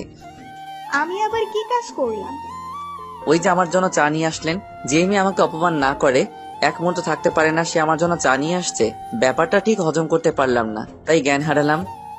আমি জানি এতদিন তোমার সাথে অনেক অন্যায় করেছি। আমি আমার ভুল বুঝতে পেরেছি। প্লিজ তুমি আমাকে ক্ষমা করে দাও। আমি তো বিশ্বাস করতে পারছি না আপনি আমার কাছে ক্ষমা চাইছেন। অন্যায় যখন করেছি তখন তো ক্ষমা চাইতেই হবে। থাক, ক্ষমা চাইতে হবে না। আপনি আপনার ভুল বুঝতে পেরেছেন, তাতেই আমি খুশি। না, তবুও আমাকে ক্ষমা করে দাও। বললাম তো ক্ষমা চাইতে হবে না। এ কথা বলেই আমি ওয়াশরুমে চলে গেলাম। আর এদিকে নীলা ম্যাম ভাবতে লাগলো, আমি জানি তুমি আমাকে ক্ষমা করতে পারো না, যে করেই হোক তুমি আমাকে ক্ষমা করে দাও। ওয়াশরুম থেকে বের হয়ে নীলা ম্যাম আছে কিনা দেখতে লাগলাম। না, নেই। টেবিলের উপর চায়ের কাপটা রাখা আছে। দেখি তো চাটা কেমন হয়েছে। না, ভালোই হয়েছে। কিছুক্ষণ পরেই কাজের মেয়েটা নাস্তা করার জন্য ডাকতে আসলো। আমি ওকে আমার নাস্তাটা রুমে দিয়ে যেতে বললাম। তারপর ও চলে গেল। কিছুক্ষণ পরে আবার আসলো খালি হাতে। এসে বলতে লাগলো, স্যার আপনাকে নিচে আসতে বলেছে। আমি বললাম আচ্ছা ঠিক আছে আসছি। তারপর নিচে চলে গেলাম। খাওয়ার টেবিলে যেতে আঙ্কেল বলল, ও তুমি এসেছো? দাঁড়িয়ে আছো কেন? আপনি আমাকে ডেকেছিলেন। একসাথে নাস্তা করব, তাই তোমাকে ডেকে আনলাম। সরি আঙ্কেল, আমি এখানে বসে খাবার খেলে একজনের নাকি খাবার হজম হবে না। এই কথাটা বলার পর নীলা ম্যামের দিকে তাকিয়ে দেখি উনি মন খারাপ করে ফেলেছেন। দেখো আমি জানি তুমি কথাগুলো কাকে বলছো। নীলা ওর ভুল বুঝতে পেরেছে, আর ও নাকি তোমার কাছে ক্ষমাও চেয়েছে। তাই প্লিজ তুমি ওকে ক্ষমা করে দাও। আচ্ছা ঠিক আছে, ক্ষমা করে দিলাম, কিন্তু আমি এখানে বসে খেতে পারবো না। কারণ উপরে খেতে খেতে আমার অভ্যাস হয়ে গেছে, তাই এখানে খেতে পারবো না। বুঝলাম, কিন্তু এখন থেকে এখানে বসে খাওয়ার অভ্যাস করতে হবে। সরি আঙ্কেল, আমি পারবো না। তুমি আমার কথার অমান্য করছো, বসে বলছি। তারপর আর কি, আঙ্কেলের রাগ দেখে ভয়ে বসে পড়লাম। নীলা ম্যামের দিকে তাকিয়ে দেখি ওনার মুখে হাসি দেখা যাচ্ছে। নাস্তা শেষ করে রুমে চলে গেলাম। ঘড়ির দিকে তাকিয়ে দেখি কলেজের সময় হয়ে গেছে, তাই আর দেরি না করে কলেজে যাওয়ার জন্য রেডি হলাম। তারপর নিচে এসে নীলা ম্যামের জন্য অপেক্ষা করতে লাগলাম। এখনো আসছে না কেন, তাই পকেট থেকে ফোনটা বের করলাম। কালকে রাতে মোবাইল চার্জে দেওয়ার পর আর ওপেন করিনি। মোবাইলটা ওপেন করতে 50টা মিস কল, সবগুলো তিশার মোবাইল থেকে। ও এতগুলো মিস কল কেন দিল? হঠাৎই গাড়ির দরজা খোলার শব্দ পেলাম। দেখলাম নীলা ম্যাম গাড়ির ভিতরে বসে আছে। আমি ওনাকে যত দেখছি তত অবাক হচ্ছি। আপনারা তো জানেনই সেদিন গাড়ির দরজা খুলতে দেরি করায় উনি আমার সাথে কি করেছেন। তারপর গাড়ি স্টার্ট দিলাম, গাড়ি চলতে লাগলো তার আপন গতিতে। দুজনেই নীরব, কেউ কোনো কথা বলছে না। হঠাৎই নীলা ম্যাম নীরবতা ভেঙে বললেন, একটা কথা বলবো, এবার থেকে তুমি আর আমাকে নাম বলে ডাকবে না। ও তাহলে কি বলে ডাকবো? কেন আমার নাম ধরে ডাকবে? মাফ করবেন, আমি আপনাকে ম্যাম ছাড়া অন্য কিছু ডাকতে পারবো না। ও বুঝেছি, তার মানে আমাকে এখনো ক্ষমা করতে পারোনি। আমি সত্যি সত্যি আপনাকে ক্ষমা করেছি। যদি আমাকে নাম ধরে ডাকো তবেই বুঝবো তুমি আমাকে ক্ষমা করে দিয়েছো। আপনার উপর আমার কোনো রাগ নেই, যা ছিল সব শেষ। সেটা যদি আপনি বিশ্বাস না করেন তাহলে আমার কিছু করার নেই। তারপর কলেজে চলে আসলাম। নীলা ম্যাম গাড়ি থেকে নেমে ওনার ফ্রেন্ডের কাছে চলে গেল, আর আমি গাড়িতে বসে আছি। কিছুক্ষণ বসে থাকার পর ক্লাসে চলে গেলাম। ক্লাসে গিয়ে বসে বই পড়তে লাগলাম। আমার পাশে কেউ একজন এসে বসলো। তাকিয়ে দেখি নীলা ম্যামের বান্ধবী জয়া। তারপর আমাকে বলতে লাগলো, কেমন আছো? জি আলহামদুলিল্লাহ ভালো, আপনি কেমন আছেন?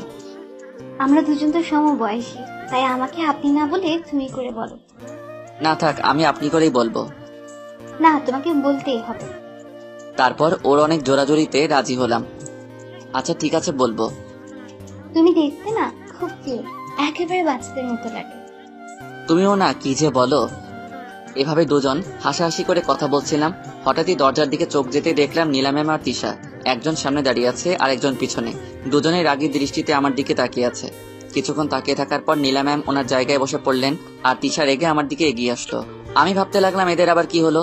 তিশা আমার সামনে দাঁড়িয়ে বলতে লাগলো, এই তোর ফোন বন্ধ কেন?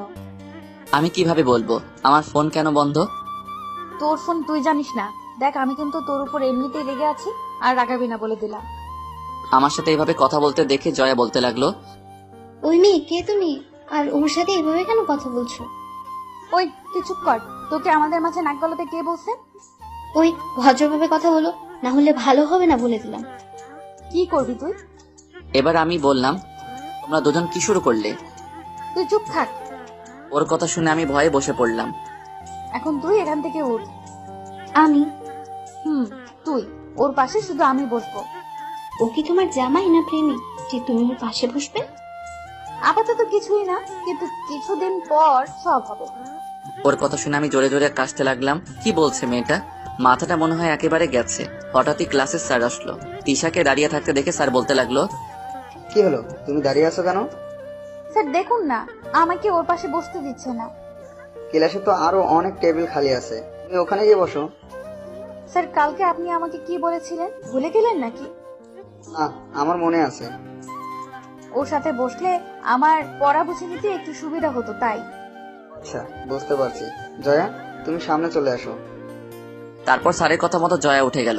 এদিকে তিশা আমার পাশে বসে বিড়বিড় করে আমার দিকে তাকিয়ে বলতে লাগলো, আমার সাথে কথা বলার সময় থাকে না, আর অন্য মেয়ের সাথে হেসে হেসে কথা বলিস। দাঁড়া, কলেজ ছুটি হোক, তারপর তোকে দেখাচ্ছি। আমি ওর কথা শুনে ঘামতে লাগলাম, কারণ আজকে ও আমার উপর অনেক রেগে আছে। এইভাবে সবগুলো ক্লাস শেষ হয়ে গেল। যদিও ক্লাসের ফাঁকে আমি তিশাকে পড়া বুঝিয়ে দিয়েছি।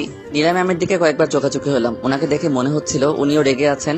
তারপর কলেজ ছুটির পর তাড়াতাড়ি ক্লাস থেকে বের হয়ে গেলাম। ক্যাম্পাসে আসতে হঠাৎই কেউ একজন পিছন থেকে বলল, ওই দাঁড়া, কোথায় পালাচ্ছিস? পিছনে ফিরে দেখি তিশা আমার কাছে এসে কোনো কথা না বলে কলেজের পিছনে নিয়ে গেল। এই তুই কি পাগল নাকি? এভাবে হাত ধরে নিয়ে আসার মানে কি? চুপ কর কুত্তা, তোর উপর কিন্তু আমি এমনিতেই রেগে আছি। রেগে থাকলে আমি কি করব? এখন বল আমাকে এখানে কেন নিয়ে এলি? আমার হাতে সময় নেই। আমার সাথে কথা বলার সময় নেই? তাহলে জয়া, ওর সাথে কথা বলার সময় কিভাবে থাকে? ওর সাথে এমনি কথা বললাম, তাছাড়াও নিজেই আমার সাথে কথা বলতে আসছে। আমিও তো তোর সাথে কথা বলতে আসছি, এবার দেখি আমার সাথে কতক্ষণ কথা বলিস। তুই আমার কে, বন্ধু না গার্লফ্রেন্ড যে তোর সাথে কথা বলতেই হবে? ও আচ্ছা, তাহলে জয়া তোর কি হয়? ও আমার কেউ হয় না। অন্য মেয়েদের সাথে তো কথা ঠিকই বলতে পারিস, আমি কথা বলতে আসলে এত বাহানা খুঁজিস কেন?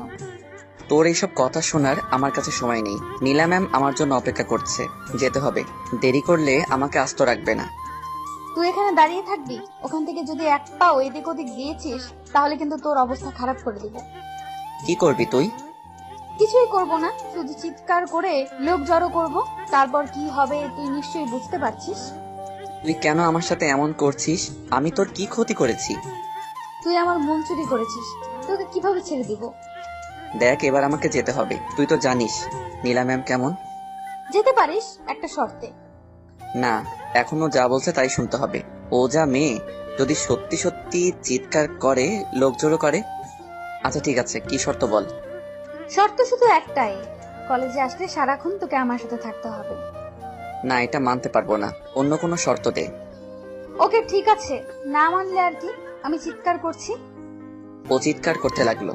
আমি যেই দৌড়ে গিয়ে ওর মুখ চেপে ধরবো, অমনি কোনো কিছুর সাথে ধাক্কা লেগে ওর গায়ের উপর পড়ে গেলাম। আমার তো মাথা ঘুরছে, কি থেকে কি হয়ে গেল। দুজন দুজনের দিকে তাকিয়ে আছে, কি থেকে কি হয়ে গেল। তারপর আমি তাড়াতাড়ি উঠে দাঁড়ালাম, ঈশাকেও টেনে তুললাম। সরি, আসলে কিভাবে হয়ে গেল বুঝতে পারিনি। কিছুই বলছে না, লজ্জায় মাথা নিচু করে দাঁড়িয়ে আছে। আমি তো শর্ত মানতে রাজি। এই কথা বলেই দৌড়ে ওখান থেকে চলে আসলাম। এদিকে আমি চলে আসার পর তিশা মুচকি এসে বলতে লাগলো, পাগলটা কি করলো? আমি দৌড়ে গাড়ির কাছে চলে আসলাম। এসে দেখি নীলা ম্যাম সামনে বসে আছে।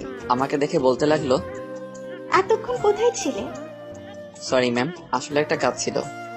তা কি কাজ জানতে পারি? আপনি না জানলেও চলবে। আর আপনি সামনে কেন বসলেন?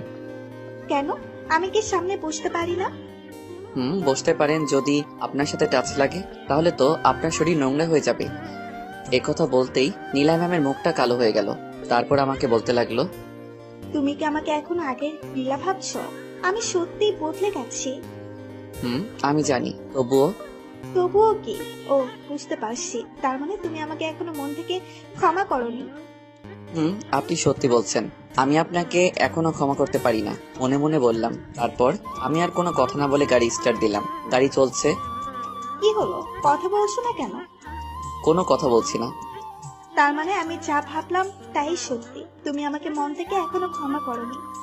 বুঝতে পারছি না কি বলবো। আমি তোমার সাথে যা করেছি তার জন্য সত্যি আমি অনুতপ্ত। গাড়ি থেকে নামুন, বাড়ি চলে এসেছি। আসলে নীলা ম্যাম আমার সাথে কথা বলে ব্যস্ত ছিল, তাই বুঝতেই পারিনি কখন বাড়িতে চলে আসলাম। আমি কিন্তু এখন আমার উত্তর পাইনি। তারপর আমি গাড়ি থেকে নেমে বাড়িতে চলে আসলাম। সোজা আমার রুমে চলে আসলাম। এদিকে নীলা ম্যাম ভাবতে লাগলো, ক্ষমা তো তোমাকে আমায় করতেই হবে। আমিও দেখবো কতদিন আমাকে ক্ষমা না করে থাকতে পারো। আমি রুমে এসে ফ্রেশ হয়ে বিছানায় শুয়ে পড়লাম। কিছুক্ষণ পরে কেউ একজন আমার রুমে আসলো। তাকিয়ে দেখি নীলা ম্যাম হাতে খাবারের বাটি। আমি উঠে বসলাম। আপনি এ সময় কোথাও যাবেন নাকি? না, কোথাও যাব না। এই নাও, তোমার জন্য খাবার আনছি, খেয়ে নাও। কলেজ থেকে আসার পর তো কিছুই খাওয়া হয়নি। কি আপনি খাবার আনলেন? আমার মতো ছোট লোকের জন্য কি মনে করে খাবার আনলেন? তুমি এইভাবে কেন কথা বলছো? আমার কি কষ্ট হয় না? শালি, আগে যখন আমাকে অপমান করতে গায়ে হাত তুলতি তখন আমার কি ভালো লাগতো? এই আপনার এসব ন্যাকা কান্না বন্ধ করেন তো। কান্না করবো না তো কি করব? এমনিতেই আগে তোমার সাথে যা করছি তার জন্য নিজেকে অপরাধী লাগছে, আর তোমার কথাগুলো আমাকে আরো বেশি কষ্ট দিচ্ছে। দেখুন, আপনার প্রতি আমার কোনো অভিযোগ নেই। আপনি শুধু শুধু নিজেকে অপরাধী ভাবছেন। আমি জানি তুমি যতই মুখে বলো না কেন, মন থেকে তুমি আমাকে ক্ষমা করনি। আপনি যা ভাবেন, তাছাড়া আমি এটা বুঝতে পারছি না আপনি ক্ষমা চাওয়ার জন্য কেন এমন করছেন। আমার মতো ছোট লোকের থেকে ক্ষমা না চাইলে কি হয়? তারপর উনি আর কোনো কথা না বলে কান্না করতে করতে চলে গেলেন। আমি ভাবতে লাগলাম, নীলা ম্যামের মতিগতি আমার একদম ভালো লাগছে না। আর এদিকে তিশা তো আছেই। হঠাৎই আমার ফোনে একটা কল আসলো। হাতে নিয়ে দেখি তিশার নাম্বার। তারপর ফোনটা রিসিভ করলাম। কি রে, ফোন রিসিভ করতে তোর এত সময় কেন লাগলো? ওই তুই কে রে, যে তুই ফোন দেওয়ার সাথে সাথে রিসিভ করতে হবে? আমি তোর বউ, বুঝলি? দেখ, তোর সব ফালতু কথা শোনার আমার সময় নেই। কি জন্য কল দিয়েছিস বল। কি বললি তুই? আমি ফালতু কথা বলি? তা নয় তো কি। আমি ফালতু কথা বলি। এখন থেকে তোকে আমার ফালতু কথাগুলো শুনতে হবে। এই যে ম্যাম, আপনি হয়তো ভুলে যাচ্ছেন আমরা এখন ফোনে কথা বলছি। এখন আমি তোর কোনো কথাই শুনতে পারবো না, ফোন রাখছি। ওই, ফোন কাটবি না। এখন আমি তোকে একটা ম্যাজিক দেখাবো, যেটা দেখানোর পর তুই আমার কথা মানতে রাজি হবি। ও তাই নাকি? তাহলে দেখা দেখি। দেখাচ্ছি। কিছুক্ষণ পর তোর হোয়াটসঅ্যাপে আমি দুটো ছবি পাঠিয়েছি, ছবিগুলো গিয়ে দেখ। তারপর হোয়াটসঅ্যাপে গিয়ে দেখি তিশা সত্যি ছবি পাঠিয়েছে। তারপর ছবিগুলো দেখার সাথে সাথে আমার চোখ কপাল উঠে গেল। এ আমি কি দেখছি? ছবিতে দেখা যাচ্ছে আমি তিশার গায়ের উপর, আর তিশা আমার নিচে। যখন আমি তিশার গায়ের উপর পড়ে যাই তখন ছবিগুলো ওঠানো হয়। কিন্তু এটা কিভাবে সম্ভব? তখন তো তিশার হাতে ফোন ছিল না। না, আমাকে জানতে হবে। তারপর আমি নিজেই তিশাকে ফোন দিলাম। ফোন দেওয়ার সাথে সাথে রিসিভ করলো। মনে হচ্ছিল যেন আমার ফোন দেওয়ার অপেক্ষা ছিল। ওই কুত্তি, তুই ছবিগুলো কখন তুললি? আগে বল, ম্যাজিকটা কেমন লাগলো? দেখ, আমি কিন্তু তোর উপর এমনিতে রেগে আছি। আমি কি করেছি যে আমার বাবুটা রেগে আছে? কে বাবু? কিসের বাবু? এসব কি বলছিস? দেখ, আমি তোকে যা বলছি তার উত্তর দে। বল, ছবিগুলো কিভাবে তুললি? বলবো, সব বলবো, তবে ফোনে নয়। তুই এই ঠিকানায় চলে আয়। আমি কোথাও যেতে পারবো না, যা বলার ফোনে বল। ওকে, তুই যদি এখন না আসিস তাহলে আমি এই ছবিগুলো ফেসবুকে আপলোড করে দিব। তারপর কি হবে তুই নিশ্চয়ই বুঝতে পারছিস। তুই আমাকে ব্ল্যাকমেইল করছিস? করছি। এখন বেশি কথা না বলে 10 মিনিটের মধ্যে চলে আয়। আসছি। তিশার কথায় নারাজি হয়ে পারলাম না। আপনারা তো দেখলেন কেমন ডেঞ্জারাস মেয়ে, তাই রাজি হয়ে গেলাম যদি সত্যি সত্যি আপলোড করে দেয়। তারপর তিশার সাথে দেখা করার জন্য যেই রুম থেকে বের হব, সামনে তাকিয়ে দেখি নীলা ম্যাম দাঁড়িয়ে আছে। আমাকে দেখে বলতে লাগলো, আরিয়ান, তুমি কি কোথাও যাচ্ছ? জি ম্যাম, একটু বাইরে বের হচ্ছিলাম। ওকে, আমিও তোমার সাথে যাব, চলো। এ আবার কোথা থেকে আসলো? ঠিক আছে চলুন। তারপর নীলা ম্যাম আর আমি নিচে চলে আসলাম, দুজনেই গাড়িতে বসলাম। তারপর গাড়ি স্টার্ট দিলাম, দুজনেই নীরব, কেউ কোনো কথা বলছি না। আমি আমার গন্তব্যে পৌঁছে গেলাম। কি হলো, গাড়ি থামালে কেন? ম্যাম, আমি এখানে নামবো, আপনি কোথায় যাবেন? তুমি যেখানে যাবে সেখানেই আমি যাব, তোমার সাথে সময় কাটানোর জন্য। তোমাকে যে ভালোবেসে ফেলেছি। না, আমি কোথাও যাব না। ওকে ঠিক আছে, তাহলে আপনি থাকেন, আমি যাচ্ছি। না, আমিও তোমার সাথে যাব। কি বলছেন আপনি? আমার মতো ছোট লোকের সাথে কোথাও গেলে তো আপনার মান সম্মান চলে যাবে। তুমি কেন আমার সাথে এমন করছো? আপনার সাথে কিছু করার ক্ষমতা আমার নেই। এ কথা বলে আমি চলে আসলাম। নীলা ম্যাম হয়তো আরো কিছু বলতে চেয়েছে। তিশার দেওয়া ঠিকানায় গিয়ে দেখি একটা বড় রেস্টুরেন্ট। এত বড় রেস্টুরেন্ট আগে কখনো আসিনি। ভিতরে গিয়ে দেখি অনেক লোকজন। তিশাকে এখন কোথায় পাবো? একটা কল দিয়ে দেখি। মোবাইল নেওয়ার জন্য যেই পকেটে হাত দিলাম, অমনি কোথা থেকে তিশা আমার সামনে দাঁড়ালো। বাহ, আজকে তো আমার হিরোকে খুব সুন্দর লাগছে। দেখ, তোর সব ফালতু কথা শোনার জন্য আমি এখানে আসিনি। এখন থেকে সব শুনতে হবে। এখন দাঁড়িয়ে না থেকে বস। তারপর আমরা দুজন একটা টেবিলে গিয়ে বসলাম। এবার কি খাবি অর্ডার কর। না, আমি কিছুই খাবো না, তুই শুধু আমার প্রশ্নের উত্তরগুলা দে। আরে বলবো, সব বলবো, আগে কিছু অর্ডার কর। তারপর আমি নুডলস অর্ডার করলাম। এবার বল, তুই ছবিগুলো কিভাবে তুললি? বলছি, তুই যখন আমার গায়ের উপর পড়ে গিয়েছিলি, তারপর সেখান থেকে উঠে তুই তো চলে গেলি। আমিও চলে যাচ্ছিলাম, হঠাৎই কিছু একটার দিকে আমার চোখ লেগে গেল। আমি সাথে সাথে থমকে গেলাম। থামলি কেন বল? আমি দেখলাম একটা সিসি ক্যামেরা লাগানো। তারপর আমি সেখান থেকে অফিসে গেলাম, গিয়ে দেখি অফিসে কেউ নেই। ব্যাস, এই সুযোগে আমি আমার কাজ করে চলে আসলাম। আচ্ছা, তুই ছবিগুলো কেন নিলি বল? তোকে নিজের কাছে রাখার জন্য। কি হলো বল? তার উত্তর খুব তাড়াতাড়ি পেয়ে যাবি। এখন বেশি কথা না বলে খাবার শেষ কর। না, আমার তারা আছে। নীলা ম্যাম গাড়িতে আমার জন্য অপেক্ষা করছে। কি বললি? ও তোর জন্য অপেক্ষা করছে?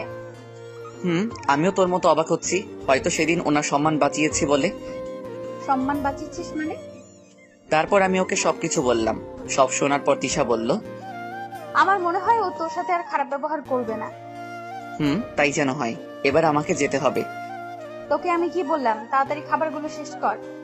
তারপর আর কি, খাওয়া শুরু করলাম। আমি খাচ্ছি আর তিশা এক দৃষ্টিতে আমার দিকে তাকিয়ে আছে। ওই, তুই যদি এইভাবে তাকিয়ে থাকিস তাহলে আমার অসুবিধা হবে।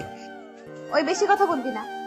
তারপর খাওয়া দাওয়া শেষ করে আমি বললাম, বিল কিন্তু তোকেই দিতে হবে। সেটা তোকে বলতে হবে না। তারপর তিশা বিল দিল। দুজনে রেস্টুরেন্ট থেকে বের হয়ে গেলাম। তিশা বলল, চল তোকে গাড়ি পর্যন্ত দিয়ে আসি। ওই, আমি কি ছোট বাচ্চা নাকি যে আমাকে দিয়ে আসতে হবে? আমার কাছে তুই এখনো বাচ্চা। তারপর দুজনেই গাড়ির কাছে চলে আসলাম। আমি তিশাকে বললাম, তিশা, তোকে আমি রিকোয়েস্ট করছি, তুই ছবিগুলো ডিলিট করে দিস। সময় হলে আমি নিজেই করে দেব। কি হলো, তোর ম্যামকে দেখছি না যে? তাই তো, এখানেই তো থাকার কথা। আছে হয়তো আশেপাশে কোথাও। এবার তুই চলে যা। যাচ্ছি। তার আগে তুই ওইদিকে দেখ তো, এটা কি দেখা যাচ্ছে? আমি যেই তাকালাম অমনি তিশা আমার গালে একটা ইয়ে দিয়ে চলে গেল। কি দিল আপনারা নিজেরা বুঝে নিয়েন, আমার বলতে লজ্জা করছে। আমি কিছুক্ষণ ঘোরের মধ্যে ছিলাম, হঠাৎই কেউ বলতে লাগলো, মেয়েদের থেকে পাপ্পি দিতে খুব ভালো লাগে, তাই না? কথাটা আর কেউ নয়, নীলা ম্যাম বললেন। ওনাকে দেখে আমার ভয় করছে, কারণ ওনার চোখ দুটো লাল হয়ে আছে। আমি আমতা আমতা করে বললাম, ম্যাম, আপনার শরীর ঠিক আছে তো? আপনাকে এমন দেখাচ্ছে কেন? উনি কোনো কথা না বলে আমার হাত ধরে গাড়িতে বসালেন। তারপর নিজেই গাড়ি ড্রাইভ করতে লাগলেন। ওনার গাড়ি চালানো দেখে মনে হচ্ছে আমার উপর প্রচন্ড রেগে আছে। তারপর উনি বিড়বিড় করে বলতে লাগলেন, একবার শুধু বাড়িতে চল, তারপর তোকে দেখাচ্ছি। বাড়ির সামনে এসে উনি গাড়ি দাঁড় করালেন। তারপর রাগে হনহন করতে করতে ভিতরে চলে গেলেন। আমিও আর দাঁড়িয়ে না থেকে আমার রুমে চলে আসলাম। ঘড়ির দিকে তাকিয়ে দেখি 9টা বেজে গেছে। তাই বসে কিছুক্ষণ পড়লাম। কিছুক্ষণ পর খাওয়ার জন্য ডাক আসলো। আমি গেলাম, গিয়ে দেখি নীলা ম্যাম খাবার টেবিলে বসে আছে। আমাকে দেখে আমার দিকে রাগে দৃষ্টিতে তাকিয়ে আছে। আঙ্কেল আমাকে বলল, দাঁড়িয়ে আছো কেন, বসো। তারপর আমি বসলাম। তা তোমার পড়ালেখা কেমন চলছে? আপনাদের দোয়াই ভালোই চলছে। আর কিছুদিন পর পরীক্ষা, তা দুজনের প্রিপারেশন কেমন? আমি আর নীলা ম্যাম একসাথে বললাম ভালো। এভাবে কথা বলতে বলতে খাবারের পর্ব শেষ করলাম। খাবার শেষ করে আমি আমার রুমে চলে আসলাম। রুমে এসে কিছুক্ষণ পরে ঘুমানোর চেষ্টা করলাম। হঠাৎই দরজা আটকানোর শব্দে ঘুমটা ভেঙে গেল। তাকিয়ে দেখি নীলা ম্যাম, উনি আমার দিকে আস্তে এগিয়ে আসছে। কি হলো, আপনি এত রাতে এখানে কি করছেন? আর এইভাবে আমার কাছে আসছেন কেন? নীলা ম্যাম কোনো কথা না বলে এক লাফে আমার গায়ের উপর উঠে গেল। আমি তো শুধু হা করে তাকিয়ে আছি। মেয়েদের থেকে পাপ্পি নিতে খুব ভালো লাগে তাই না? এবার আমিও দেখবো কত পাপ্পি নিতে পারিস। এই কথা বলে নীলা ম্যাম আমার দিকে গালে মুখে ঠোঁটে পাগলের মতো কিস করতে লাগলো। আমার মুখ দিয়ে কোনো কথা বের হচ্ছে না, শুধু বোকার মতো তাকিয়ে আছি। না, এভাবে আর কিছুক্ষণ চললে আমি নিজেকে কন্ট্রোল করতে পারবো না। তারপর কোনো উপায় না পেয়ে ওনাকে ধাক্কা মেরে নিচে ফেলে দিলাম। আপনি সব কি করছেন? পাগল হয়ে গেছেন নাকি? আমি পাগল হয়ে গেছি শুধু তোর জন্য। আপনার মাথাটা একেবারে গেছে। কি সব আবল তাবল বকছেন? কালকে গিয়ে ডাক্তার দেখাবেন। আমি একদম ঠিক আছি, আমার কিছুই হয়নি। তাহলে আপনি এসব কি করছেন? আমি তোমাকে ভালোবেসে ফেলেছি। কি বললেন? আপনি আমাকে ভালোবাসেন? How funny. আমি কি কাউকে ভালোবাসতে পারি না নাকি? আপনি হচ্ছেন অহংকারী। অহংকারীরা কখনো কাউকে ভালোবাসতে পারে না। বিশ্বাস করো, আমি তোমাকে সত্যিই ভালোবাসি। কিন্তু আমি আপনাকে ভালোবাসি না, কারণ আপনার আর আমার সম্পর্ক কেউ মানবে না। অবশ্যই মানবে। তুমি শুধু আমাকে আপন করে নাও, তারপর যা করার সব আমি করব। আপনাকে কখনো ভালোবাসতে পারবো না। তাহলে এটাই তোমার শেষ কথা? মম। আমিও দেখব তুমি আমাকে কতদিন ভালো না বেসে থাকতে পারো। এ কথা বলে কান্না করতে করতে চলে গেল। উফ, আমি মনে হচ্ছে পাগল হয়ে যাব। একদিকে তিশা আর একদিকে নীলা, দুজনেই মনে হচ্ছে আমাকে পাগল বানিয়ে ছাড়বে। না, এবার আমাকে একটু ঘুমাতে হবে। তারপর ঘুমিয়ে গেলাম। সকালে আরো হাতের ছোঁয়ায় পেয়ে ঘুম ভাঙলো। তাকিয়ে দেখি নীলা ম্যাম আমার মাথায় হাত বুলিয়ে দিচ্ছে। আমি তাড়াতাড়ি উঠে গেলাম। আমাকে এভাবে উঠতে দেখে নীলা ম্যাম বলতে লাগলো, কি হলো, উঠে পড়লে কেন? ঘুমাও। আপনি যা শুরু করেছেন, এরপর আমার ঘুম আর আসছে না। কি করলাম আমি? আপনি আমার মাথায় হাত বুলিয়ে দিচ্ছেন কেন? আমার ভালো লাগছে তাই দিচ্ছি। কিন্তু আমার ভালো লাগছে না। আচ্ছা, আমি যখন তোমার বউ হব তখন তো এইভাবে হাত বুলিয়ে দিতে পারবো। বউ মানে কার বউ? আর আপনাকে কে বিয়ে? কেউ না, শুধু তুমি করলেই হবে। আমি বিয়ে করব আপনাকে? কোনো দিনও না। আপনি আমাকে বিয়ে করার স্বপ্ন দেখতে পারেন, কিন্তু সেই স্বপ্ন কখনো পূরণ হবে না। না, পূরণ হবে না। আমি কি দেখতে খারাপ নাকি? না, আপনি দেখতে খুব সুন্দর। আপনি আমার থেকে ভালো উচ্চ লেভেলের ছেলে পাবেন। আমার উচ্চ লেভেলের ছেলে চাই না, শুধু তোমাকেই চাই। এটা আপনার আবেগ, যা কিছুদিন পর চলে যাবে। আবেগ না, আমি সত্যি সত্যি তোমাকে ভালোবাসি, বিশ্বাস করো। তোমার জন্য আমি নিজেকে বদলে ফেলেছি। আপনার ভালোবাসা আপনার কাছে রাখুন। এই কথা বলে আমি ওয়াশরুমে চলে আসলাম। ভালো তো তোমাকে আমায় বাসতেই হবে, সেটা যে করেই হোক। ওয়াশরুম থেকে বের হয়ে দেখি নীলা ম্যাম নেই। যাক বাবা, ভালোই হলো। এই মেয়ের মাথায় হঠাৎ ভালোবাসার ভূতটা কোথা থেকে এলো? নিশ্চয়ই কোনো মতলব আছে। কিছুক্ষণ পরে নাস্তা করার জন্য নিচে গেলাম। আমি গিয়ে টেবিলে বসতে অবাক হয়ে গেলাম, কারণ আজকে নীলা ম্যাম নাস্তা সার্ভ করছেন। আঙ্কেল, ওনার কি হয়েছে? আমিও তো তাই ভাবছি, যে মেয়ে কোনোদিন নিজের হাতে এক গ্লাস পানি এনে খায়নি, সে খাবার সব করছে। আমাদের এসব কথা শুনে নীলা ম্যাম বলতে লাগলো, তোমরা কি শুরু করেছো বলো তো? কি শুরু করলাম? আর তোকে এসব কাজ করতে কে বলেছে? কেউ বলেনি, আমি নিজে থেকেই করছি। আর তাছাড়া বিয়ের পর তো আমাকে এসব করতেই হবে, তাই আগে থেকেই করছি। তোর যেখানে বিয়ে দিব সেখানে তোকে এসব কিছুই করতে হবে না, একেবারে রাজরানীর মতো থাকবি। না, আমি রাজরানীর মতো থাকতে চাই না। আর আমি যাকে বিয়ে করব তার বাড়িতে আমাকে এসব কিছু করতে হবে। আমার মেয়ে মনে হয় কাউকে পছন্দ করছে। তা ছেলেটাকে? এখন না বাবা, সময় হলে সব জানতে পারবে। কথা না বলে নাস্তা করো। এদিকে নীলা ম্যামের কথা শুনে আমার অবস্থা খারাপ হয়ে গেল। না, এ বাড়িতে দেখছি বেশি দিন থাকা যাবে না। তারপর নাস্তা শেষ করে নিজের রুমে চলে আসলাম। আজকে কলেজ বন্ধ, তাই রুমে এসে ভাবতে লাগলাম কি করব। অনেকদিন হয়ে গেল ছাদে যাইনি। ছাদে গিয়ে এদিক ওদিক হাঁটতে লাগলাম। কিছুক্ষণ পরেই ফোনটা বেজে উঠলো। হাতে নিয়ে দেখি তিশা। এর আবার কি হলো? কোথাও শান্তিতে একটু থাকতেও পারবো না। উফ, একটা যেতে না যেতে আরেকটা। আমার মতো পিচ্চির পক্ষে কি এত চাপ নেওয়া সম্ভব? ফোনটা রিসিভ করলাম। বলো। তুই এখন কোথায়? বাড়িতে আছি। কেন? ওকে, তাহলে তুই থাক, আমি গাড়ি নিয়ে আসছি। ওই গাড়ি নিয়ে আসছি মানে? আমি এখন তোর সাথে কোথাও যেতে পারবো না। তুই তুই যাবি, 100 বার যাবি। তুই আমাকে এখন বাড়ির ঠিকানাটা দে। না, আমি দিতে পারবো না।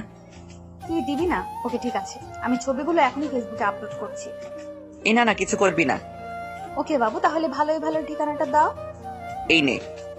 আমি 5 মিনিটের মধ্যে আসছি, তুমি রেডি হয়ে থাকো। তারপর তিশা ফোন কেটে দিল। কে ফোন দিয়েছিল? চেয়ে দেখি নীলা ম্যাম। একটা ফ্রেন্ড।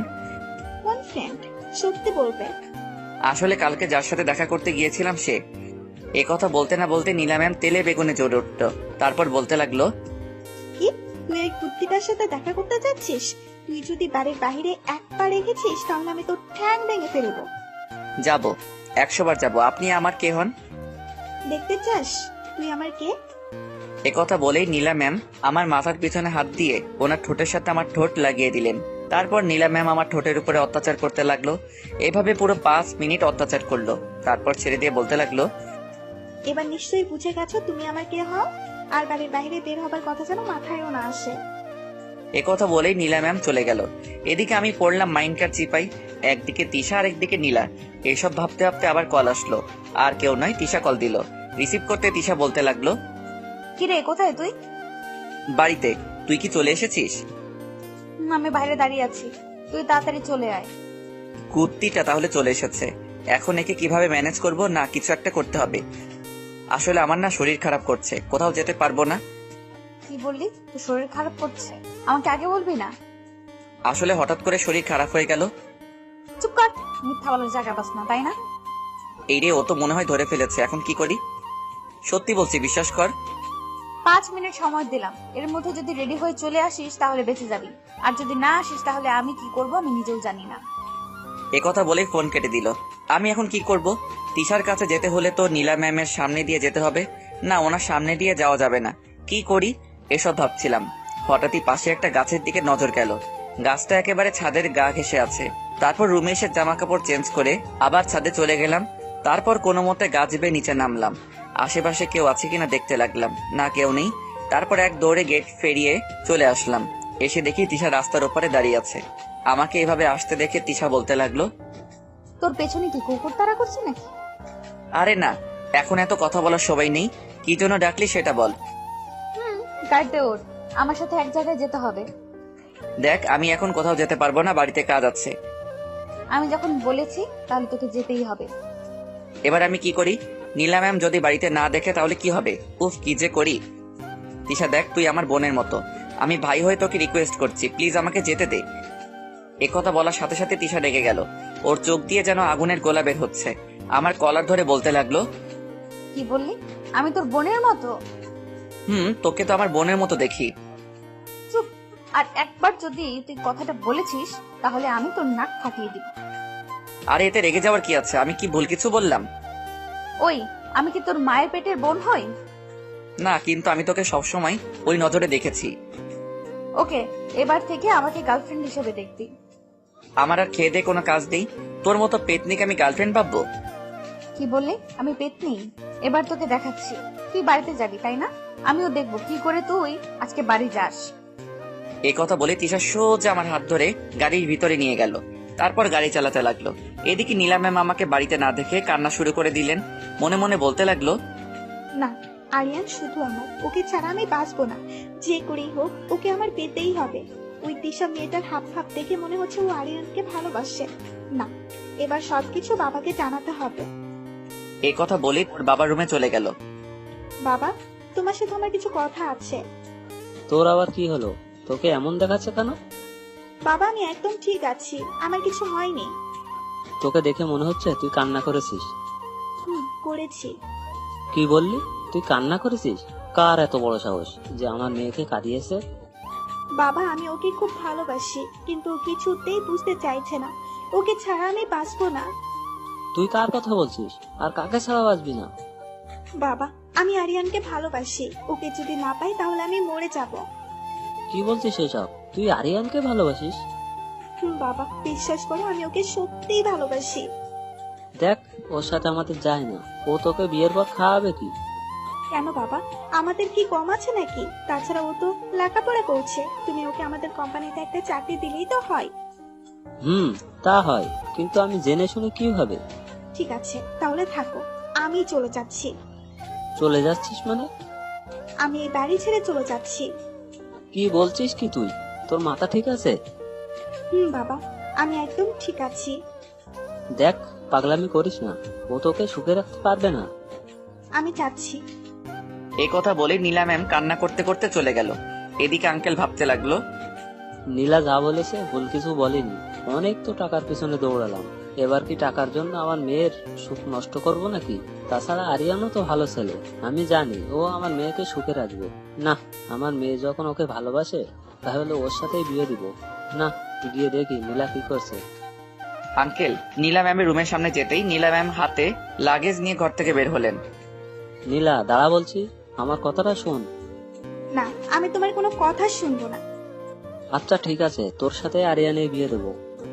এ কথা বলতে নীলা ম্যাম লাগেজটা ফেলে দিয়ে দৌড়ে এসে ওনার বাবাকে জড়িয়ে ধরলেন। তারপর বলতে লাগলেন, সত্যি তুমি ওর সাথে আমার বিয়ে দেবে? দিব। বাবা বলো না, কবে বিয়ে দেবে? আগে ওর পড়ালেখা শেষ হোক তারপর। এখন দিলে কি হবে? এখন যদি তোদের বিয়ে দেই তাহলে দুজনের পড়ালেখা শেষ হয়ে যাবে, আর তার সাথে ভবিষ্যৎও। এভাবে ওরা বাবা মেয়ে মিলে কথা বলতে লাগলো। এদিকে আমার অবস্থা একেবারে খারাপ হয়ে যাচ্ছে। আমি শুধু নীলা ম্যামের কথা ভাবছি। না জানি আমাকে না দেখতে পেয়ে কি করছে। তিশা আমাকে নিয়ে একটা পার্কে এলো। পার্কে এসে তিশা আমাকে একটা নির্জন জায়গায় নিয়ে এলো। ওই, আমাকে এখানে নিয়ে এলি কেন? সবাই যে জন্য আসে, মানে প্রেম করতে এসেছি। দেখ, আমার এসব ভালো লাগছে না, আমি বাড়ি যাচ্ছি। তুই এখান থেকে কোথাও যাবি না, দাঁড়িয়ে থাক, আমি আসছি। এ কথা বলে তিশা চলে গেল, আর আমি দাঁড়িয়ে রইলাম। কিছুক্ষণ পর আবার ফিরে আসলো, কিন্তু ওর হাতে ফুল দেখা যাচ্ছে কেন? আজকে তিশাকে অনেক সুন্দর লাগছে, যেটা আমি প্রথমে খেয়াল করিনি। এসব ভাবতে ভাবতে তিশা কখন যে আমার সামনে চলে এলো বুঝতেই পারিনি। তারপর তিশা আমার সামনে হাঁটু গেড়ে বসে বলতে লাগলো, দেখো আরিয়ান, আমি ঘুরিয়ে ফিরে কথা বলতে পারি না, যা বলার সোজাসুজি বলি। জানি না তুমি কথাটা কিভাবে নিবে, কিন্তু তোমাকে কথাটা না বলা পর্যন্ত আমার শান্তি হচ্ছিল না। তারপর তিশা বলল, আরিয়ান, আমি তোমাকে ভালোবাসি, আই লাভ ইউ, প্লিজ আমাকে ফিরিয়ে দিও না। ওর কথা শুনে আমি বোবা হয়ে গেলাম, মুখ দিয়ে কোনো কথা বের হচ্ছে না। তিশা কি বলছে? ওরও কি নীলা ম্যামের মতো খারাপ হয়ে গেল নাকি? আমাকে চুপ থাকতে দেখে তিশা বলতে লাগলো, কি হলো, কি ভাবছো? আমার উত্তর দাও। কিসের উত্তর? বারে, একটু আগে যে তোমাকে প্রপোজ করলাম তার উত্তর। দেখো তিশা, পাগলামির একটা লিমিট থাকা উচিত।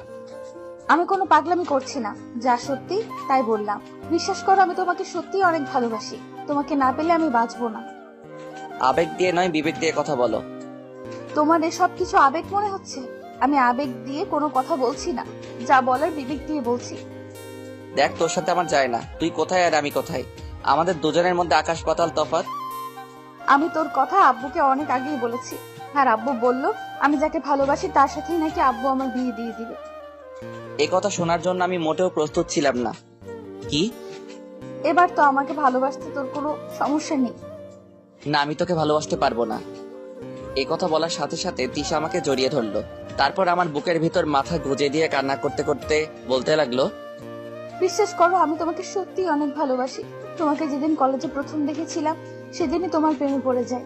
তারপর তোমার সাথে থাকার জন্য বন্ধুত্ব করি, কিন্তু তুমি আমাকে বন্ধু হিসেবে মেনে নিতে পারোনি। তারপর ক্লাসে পড়া না বোঝার নাটক করি। আমি জানতাম স্যার আমাকে তোমার থেকে পড়া বুঝে নিতে বলবেন, আর আমিও এই সুযোগে তোমার সাথে থাকতে পারবো। এইসব বলে তিশা আমার বুকের ভিতর মাথা রেখে কান্না করতে লাগলো। আমি এখন কি বলবো কিছুই বুঝতে পারছি না। না, আগে পরীক্ষা করে দেখি তিশা কি আমাকে সত্যি সত্যি ভালোবাসে। ওকে, আমি তোকে একটা শর্তে ভালোবাসতে পারি। কি শর্ত বল, আমি সব কিছু পারবো। ওকে ঠিক আছে, তাহলে আমার সাথে রুম ডেট করতে হবে। জানতাম তুই পারবি না। কে বলেছে আমি পারবো না? ঠিক আছে, এটাই যদি আমার ভালোবাসার পরীক্ষা হয় তাহলে তাই করব। বলো আমাকে কোথায় আসতে হবে? যা বলছিস ভেবে বলছিস তো? আমি ভেবেই বলছি। ওকে, তাহলে বিকাল 4টায় এই ঠিকানায় চলে আসিস। ঠিক আছে, আসবো। আপনারা আবার রুম ডেট করার ব্যাপারটা খারাপ ভাবে নিয়েন না। আমি শুধু ওকে পরীক্ষা করার জন্য কথাটা বললাম। এবার বুঝতে পারবো ও আমাকে সত্যি ভালোবাসে নাকি বাসে না। ও যদি আসে তাহলে বুঝবো ও আমাকে সত্যি ভালোবাসে, আর যদি না আসে তাহলে আর কি। আমি বাড়িতে যাওয়ার জন্য রওনা দিলাম। ঘড়ির দিকে তাকিয়ে দেখি 12:30 বেজে গেছে। না জানি আজকে বাড়িতে গেলে আমার উপর দিয়ে কোন ঝড় যাবে। একটা রিক্সা নিয়ে বাড়ির সামনে চলে আসলাম, তারপর বাড়িতে ঢুকলাম। চোরের মতো চুপি চুপি নিজের রুমে গেলাম। রুমে গিয়ে দরজা বন্ধ করে দিলাম। তারপর বলতে লাগলাম, যাক বাবা, তাহলে নীলা ম্যাম এখনো কিছু জানে না। কেউ একজন বলে উঠলো, আমি সব জানি। তারপর আমি বিছানার দিকে তাকিয়ে দেখি নীলা ম্যাম বিছানায় বসে আছে আর আমার দিকে রাগী দৃষ্টিতে তাকিয়ে আছে। এই রে, আবার এখানে কিভাবে এলো? আরে ম্যাম, আপনি আমার রুমে কি করছেন? দেখতে আসলাম আমার বাবুটা কি করছে। উনি আমার দিকে এগিয়ে আসতে আসতে বলতে লাগলেন, তা স্যার, আপনি কোথায় গিয়েছিলেন? উনি একদম আমার কাছে চলে আসলেন। আমতা আমতা করে বলতে লাগলাম, না মানে আমি তো বাগানে গিয়েছিলাম। ও আচ্ছা, আপনি বাগানে গিয়েছিলেন বুঝি? তা বাগানে গেলে বুঝি নতুন জামা কাপড় পরে যেতে হয়? ওনার কথাগুলো আমার সুবিধার মনে হচ্ছে না, যেন মনে হচ্ছে এক্ষুনি আমার উপর দিয়ে ঝড় বয়ে যাবে। না মানে আসলে আমার জামা কাপড়গুলো আজকে ধুয়ে দিলাম তো, তাই নতুন জামা পরতে হলো। এ কথা বলার সাথে সাথে নীলা ম্যাম আমাকে এক ধাক্কা দিয়ে বিছানায় ফেলে দিলেন। তারপর আমার গায়ের উপর বসে বলতে লাগলেন, চুপ কর কুত্তা, যদি আরেকবার মিথ্যে কথা বলিস তাহলে আমি তোর কি হাল করবো আমি নিজেও জানি না। এবার সত্যি করে বল, কোথায় গিয়েছিলি? আসলে তিশার সাথে দেখা করতে গিয়েছিলাম। কি? আমি বারণ করার পরেও তুই ওর সাথে দেখা করতে গেলি? না, এই শাস্তি তোকে পেতে হবে। আপনি আমার উপর থেকে সরুন, তারপর যা শাস্তি দেওয়ার দিবেন। এ কথা বলতেই নীলা ম্যাম আমার মাথার পিছনে হাত দিয়ে ওনার ঠোঁটের সাথে আমার ঠোঁটটা লাগিয়ে দিলেন। এইভাবে অনেকক্ষণ আমার ঠোঁটের উপর অত্যাচার করলেন। আমি ওনাকে কোনো মতে সরালাম। আমার অনেক রাগ হলো। আমি উঠে ঠাস করে ওনার গালে একটা চড় বসিয়ে দিলাম। তারপর বলতে লাগলাম, কি পেয়েছেন কি? যখন যা খুশি তাই করবেন। আমি আপনাকে একটা কথা স্পষ্ট বলে দিতে চাই, আপনাকে কখনো ভালোবাসতে পারবো না, কারণ আপনাদের মতো মেয়েদের ভালোবাসা যায় না। নীলা ম্যাম গালে হাত দিয়ে আমার কথাগুলো শুনছে। আশা করি আপনি আমার কথা বুঝতে পারছেন। আমিও দেখবো তুমি কতদিন আমাকে ভালো না বেসে থাকতে পারবে। এ কথা বলে চলে গেল। আমি তো এখনো বিশ্বাস করতে পারছি না আমি নীলা ম্যামকে চড় মারলাম আর উনি আমাকে কিছুই বললেন না। তারপর আমি ওয়াশরুমে চলে গেলাম। 2 মিনিটের মধ্যে গোসল করে চলে আসলাম। শীতকালের গোসল, আপনারা তো বুঝতেই পারছেন। ওয়াশরুম থেকে বের হবার কিছুক্ষণ পরেই আজান দিল। তারপর মসজিদে চলে গেলাম নামাজ পড়তে। নামাজ পড়ে বাড়িতে এসে খাওয়া দাওয়া করে ঘুমানোর চেষ্টা করলাম, কিন্তু আমার চোখে ঘুম আসছে না। শুধু বারবার তিশা আর নীলা ম্যামের কথা মনে হচ্ছে। দেখে মনে হচ্ছে দুজনেই আমাকে ভালোবাসে। উফ, আমি এখন কোন দিকে যাব? প্রিয় পাঠক পাঠিকারা, আপনারা কিছু বলেন। বিকাল 4টায় আমার ঘুম ভাঙলো। তাড়াতাড়ি উঠে তিশাকে যে ঠিকানায় আসতে বললাম ওখানে চলে গেলাম। গিয়ে দেখি তিশা এখনো আসেনি। তার মানে ও আসবে না, না আসলেই ভালো হয়। হঠাৎই কেউ একজন পিছন থেকে বলল, আমি চলে এসেছি। পিছনে ফিরে দেখি বোরকা পরে একটা মেয়ে দাঁড়িয়ে আছে। কিছুই দেখা যাচ্ছে না। কে আপনি? একথা বলতে মেয়েটি ওর মাথার হিজাবটা খুলে ফেললো। হিজাব খোলার পর দেখলাম মেয়েটি আর কেউ নাই, তিশা। ওকে এভাবে দেখবো আমি ভাবতে পারিনি। তোমার যা করার তাড়াতাড়ি করো, আমার বাড়িতে কাজ আছে। আচ্ছা, এখানে বসো। ও বসলো। ও বসার পর আমি ওকে বললাম, তুই এখানে কেন এলি? আমার ভালোবাসার পরীক্ষা দিতে। কেন, তুই জানিস না বিয়ের আগে এসব করা ঠিক নয়? জানি, কিন্তু তোমাকে যে অনেক ভালোবেসে ফেলেছি। আমার মতো ছোট লোকের মধ্যে কি এমন দেখলি যে আমাকে ভালোবাসতে হলো? একথা বলতেই তিশা রেগে গেল। তারপর বলতে লাগলো, ওই, তুই কি আমাকে এখানে এসব বলার জন্য আনলি? সত্যি কথা বলতে রুম ডেট করার কথাটা আমি তোকে এমনি বলছিলাম। আমি আসলে দেখতে চেয়েছিলাম তুই আমাকে কতটা ভালোবাসিস। একথা বলার পর তিশা রেগে গিয়ে যা করলো তারপর বলতে লাগলো, তুই বললি তুই আমাকে পরীক্ষা করছিলি? প্লিজ তুই রাগ করিস না। আচ্ছা ঠিক আছে, রাগ করবো না। আমাকে এটা বল, আমি কি পরীক্ষায় উত্তীর্ণ হতে পেরেছি? পেরেছিস। একথা বলতে না বলতে তিশা আমাকে হুট করে জড়িয়ে ধরলো। তারপর বলতে লাগলো, কি? তার মানে তুই আমাকে এবার থেকে ভালোবাসবি? আমি এখন কি বলবো কিছুই বুঝতে পারছি না। আমাকে চুপ থাকতে দেখে তিশা আবার বলতে লাগলো, কি হলো বল? দেখ তিশা, আমি তোকে আগে বলেছি, এখনো বলছি, তোকে আমি ভালোবাসতে পারবো না। প্লিজ, কেন আমার সাথে এমন করছিস? সত্যি তোকে আমি অনেক ভালোবেসে ফেলেছি। দেখ, আমার কিছু করার নেই। তুই যদি আমাকে ভালো না বাসিস তাহলে আমি এক্ষুনি এই ছুরি দিয়ে নিজেকে শেষ করে দেব। ওর হাতের দিকে তাকাতে একটা ছুরি দেখতে পেলাম। ওর হাতে ছুরি দেখে আমার ভয় করতে লাগলো। তিশা দেখ, পাগলামি করিস না, ছুরিটা হাত থেকে ফেলে দে। না, আজকে আমি নিজেকে শেষ করে দেব। তোকে যখন পাবো না তাহলে আর এই জীবন রেখে কি লাভ? তুই আমার থেকে ভালো কাউকে জীবন সাথী করে পাবি। ও কান্না করতে করতে বলতে লাগলো, তোকে আমি কতবার বলবো, আমি ভালো কাউকে চাই না, শুধু তোকে চাই। মুখ দিয়ে কোনো কথা বের হচ্ছে না। আমি 1 থেকে 3 পর্যন্ত গুনবো। এর ভেতর যদি তুই আমাকে কাছে টেনে না নিস তাহলে আমি এই ছুরি দিয়ে নিজেকে শেষ করে দিব। এবার পড়লাম মহাবিপদে। ও যা জেদি মেয়ে, যদি সত্যি সত্যি কিছু করে ফেলে। এদিকে তিশা কাউন্ট শুরু করে দিল। এক বলার পর কিছুক্ষণ আমার দিকে তাকিয়ে রইল। এভাবে 3 পর্যন্ত গোনা শেষ করে বলতে লাগলো, তোকে নিয়ে আমি অনেক স্বপ্ন দেখেছিলাম, তোর সাথে সারা জীবন কাটাতে চেয়েছিলাম, কিন্তু তুই আমাকে সেই সুযোগ দিসনি। বিশ্বাস কর, তোকে আমি অনেক ভালোবাসি, কিন্তু তুই আমার ভালোবাসাটা বুঝতে পারিসনি। আমি এতক্ষণ দাঁড়িয়ে দাঁড়িয়ে কথাগুলো শুনছিলাম। আমার তো বিশ্বাস হচ্ছে না, একটা মেয়ে আমাকে এত ভালোবাসে, আর আমি কি না তার ভালোবাসাকে আবেগ বলে উড়িয়ে দিচ্ছি। ভালো থাকিস, আর কখনো তোকে বিরক্ত করব না। এ কথা বলেই ও ছুরিটা হাতের শিরার উপর রাখলো, তারপর চোখ বন্ধ করে ফেললো। যেই শিরা কাটতে অমনি আমি দৌড়ে গিয়ে ওর হাত থেকে ছুরিটা ফেলে দিলাম। তারপর ওকে শক্ত করে বুকে জড়িয়ে ধরলাম। বুকের ভিতর জড়িয়ে ধরতেই ও একদম শান্ত হয়ে গেল। এভাবে কতক্ষণ ছিলাম জানি না। কিছুক্ষণ পর ও বুক থেকে মাথা তুলে আমার দিকে তাকিয়ে রইল। আমি ওর কপালে একটা চুমু দিলাম। সাথে সাথে ও আমাকে আবার জড়িয়ে ধরে কান্না করে দিল। এত কান্না কিসের? কান্না বন্ধ কর বলছি। আনন্দে কান্না করছি। ধুর পাগলি, আনন্দে কি মানুষ কান্না করে নাকি? কেউ না করলেও আমি করি। আমাকে কথা দে, কখনো আমাকে ছেড়ে যাবি না। ওর ডান হাতটা শক্ত করে ধরে বললাম, যতদিন এ দেহে প্রাণ আছে ততদিন তোকে ছেড়ে কোথাও যাব না। মনে থাকে যেন। ওই, আমরা কি এখনো একে অপরকে তুই করে বলবো নাকি? আমরা একে অপরকে তুই করে বলবো। কি বলিস?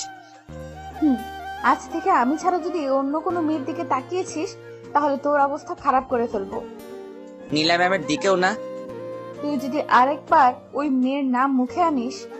আরে আমি তো তোকে রাগানোর জন্য বলছি। ওই মেয়ের থেকে সবসময় দূরে দূরে থাকবি, ওর সাথে একদম কথা বলবি না। চাইলেও আর সেটা সম্ভব না। মানে বুঝলাম না। মানে নীলা ম্যাম আমাকে ভালোবাসে। এ কথা বলতে তিশা আমাকে ওর গায়ের সমস্ত শক্তি দিয়ে জড়িয়ে ধরলো। ওরে জড়িয়ে ধরা বলে দিচ্ছে ও আমাকে হারানোর ভয় করছে। কি?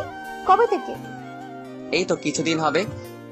তারপর ও কান্না করে দিয়ে বলতে লাগলো, দেখ, আমি তোকে হারাতে পারবো না, তুই কালকেই ওই বাড়ি ছেড়ে দিবি। দিব, তবে এখন নয়, আগে পরীক্ষাটা দিয়ে নেই তারপর। তুই বাড়ি ছাড়ার কথা বলছিস কেন? আমার ভয় করছে, যদি নীলা তোকে আমার কাছ থেকে কেড়ে নেয়। আমি তোর আছি, তোরই থাকবো, কেউ আমাদের আলাদা করতে পারবে না। কিছুক্ষণ পর, তিশা এবার আমাকে ছাড়, যেতে হবে। ঠিক আছে, চল তোকে দিয়ে আসি। কিছুক্ষণ পর বাড়ির সামনে চলে আসলাম। গাড়ি থেকে যেই নামতে যাব অমনি তিশা আমাকে জড়িয়ে ধরে ওর ঠোঁটের সাথে আমার ঠোঁটটা মিশিয়ে দিল। কিছুক্ষণ পর ছেড়ে দিল। এটা কি হলো? কেন আদর দিলাম, ভালো লাগেনি বুঝি? আরেকটা দেই? না না, আর লাগবে না। এ কথা বলেই আমি গাড়ি থেকে নেমে গেলাম। তারপর ওকে বিদায় দিয়ে বাড়িতে ঢুকলাম। তারপর নিজের রুমে চলে গেলাম। কিছুক্ষণ পরেই মাগরিবের আজান দিয়ে দিল। মসজিদে চলে গেলাম। নামাজ পড়া শেষ করে বাড়ির দিকে আসতেই ফোনটা বেজে উঠলো। হাতে নিয়ে দেখি তিশা কল দিল। তারপর ওর সাথে কথা বলতে বলতে বাড়িতে চলে আসলাম। আঙ্কেল দেখি সোফায় বসে আছে। আমাকে দেখে বলল, আরিয়ান এদিকে আসো। আমি গেলাম। তা বাবা, তোমার লেখাপড়া কেমন চলছে? আপনাদের দয় ভালোই চলছে। এইভাবে আঙ্কেলের সাথে কিছুক্ষণ কথা বলে নিজের রুমে চলে আসলাম। ঘড়ির দিকে তাকিয়ে দেখি 7টা বেজে গেছে। তাই বই নিয়ে পড়তে বসলাম। পড়া আর হলো না, কারণ মোবাইলটা আমাকে ডাকতে লাগলো। পাগলিটা কল দিয়েছে। রিসিভ করে বলতে লাগলাম, ফোন দেওয়ার আর সময় পেলি না? আমার বাবুটা কি এমন কাজ করছিল যে আমার ফোন দেওয়াতে বিরক্ত হলো? এখন পড়ালেখা ছাড়া আর কোনো কাজ আছে? আছে তো, আমার সাথে কথা বলা একটা কাজ। তোর মতো পেতনির সাথে কথা বলতে আমার বইয়েই গেছে। কি বললি তুই? আমি পেতনি? তোকে কিন্তু এই পেতনিকেই বিয়ে করতে হবে। আমার আর খেদে কাজ নেই, তোর মতো পেতনিকে আমি বিয়ে করব না। তুই করবি, 100 বার করবি। যা তো। তুই একটু রোমান্টিক না, শুকনো বড়ই একটা। কি বললি তুই? আমি রোমান্টিক না শুকনো বড়ই? কালকে কলেজে আসলে দেখতে পারবি আমি কি। আমিও দেখবো। তারপর ওর সাথে আর কিছুক্ষণ কথা বলে পড়ায় মনোযোগ দিলাম। কিছুক্ষণ পর আমার মনে হলো কেউ একজন পিছনে দাঁড়িয়ে আছে। উফ, এই মেয়েটা সবসময় পিছন থেকে কেন আসে? নীলা ম্যাম আমাকে বলতে লাগলো, এতক্ষণ কার সাথে কথা বললে?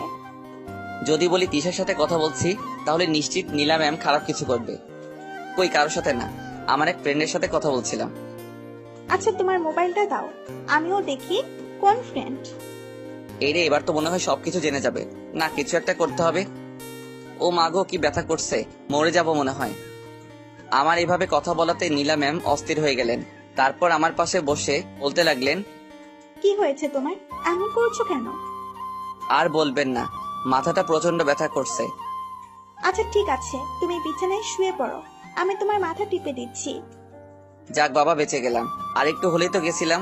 নীলা ম্যাম আমার মাথা টিপে দিতে লাগলেন। ওনার হাতের স্পর্শ পেয়ে কখন যে ঘুমিয়ে গেলাম বুঝতেই পারিনি। এদিকে স্বপ্নে আমি দেখতে লাগলাম তিশাকে জড়িয়ে ধরে শুয়ে আছি। তিশা বলতে লাগলো, এই আরিয়ান কি করছো, ছাড়ো বলছি। হঠাৎই কারো শরীরে ঝাঁকুনিতে আমার ঘুমটা ভেঙে গেল। চোখ মেলে দেখি আমি নীলা ম্যামকে জড়িয়ে ধরে আছি। আমি তো ভয় একেবারে শেষ। তার মানে আমি এতক্ষণ স্বপ্ন দেখছিলাম। নীলা ম্যামকে তিশা ভেবে জড়িয়ে ধরলাম। এখন উনি আমাকে কি ভাববেন? আমাকে ক্ষমা করে দিন, আমি আসলে বুঝতে পারিনি।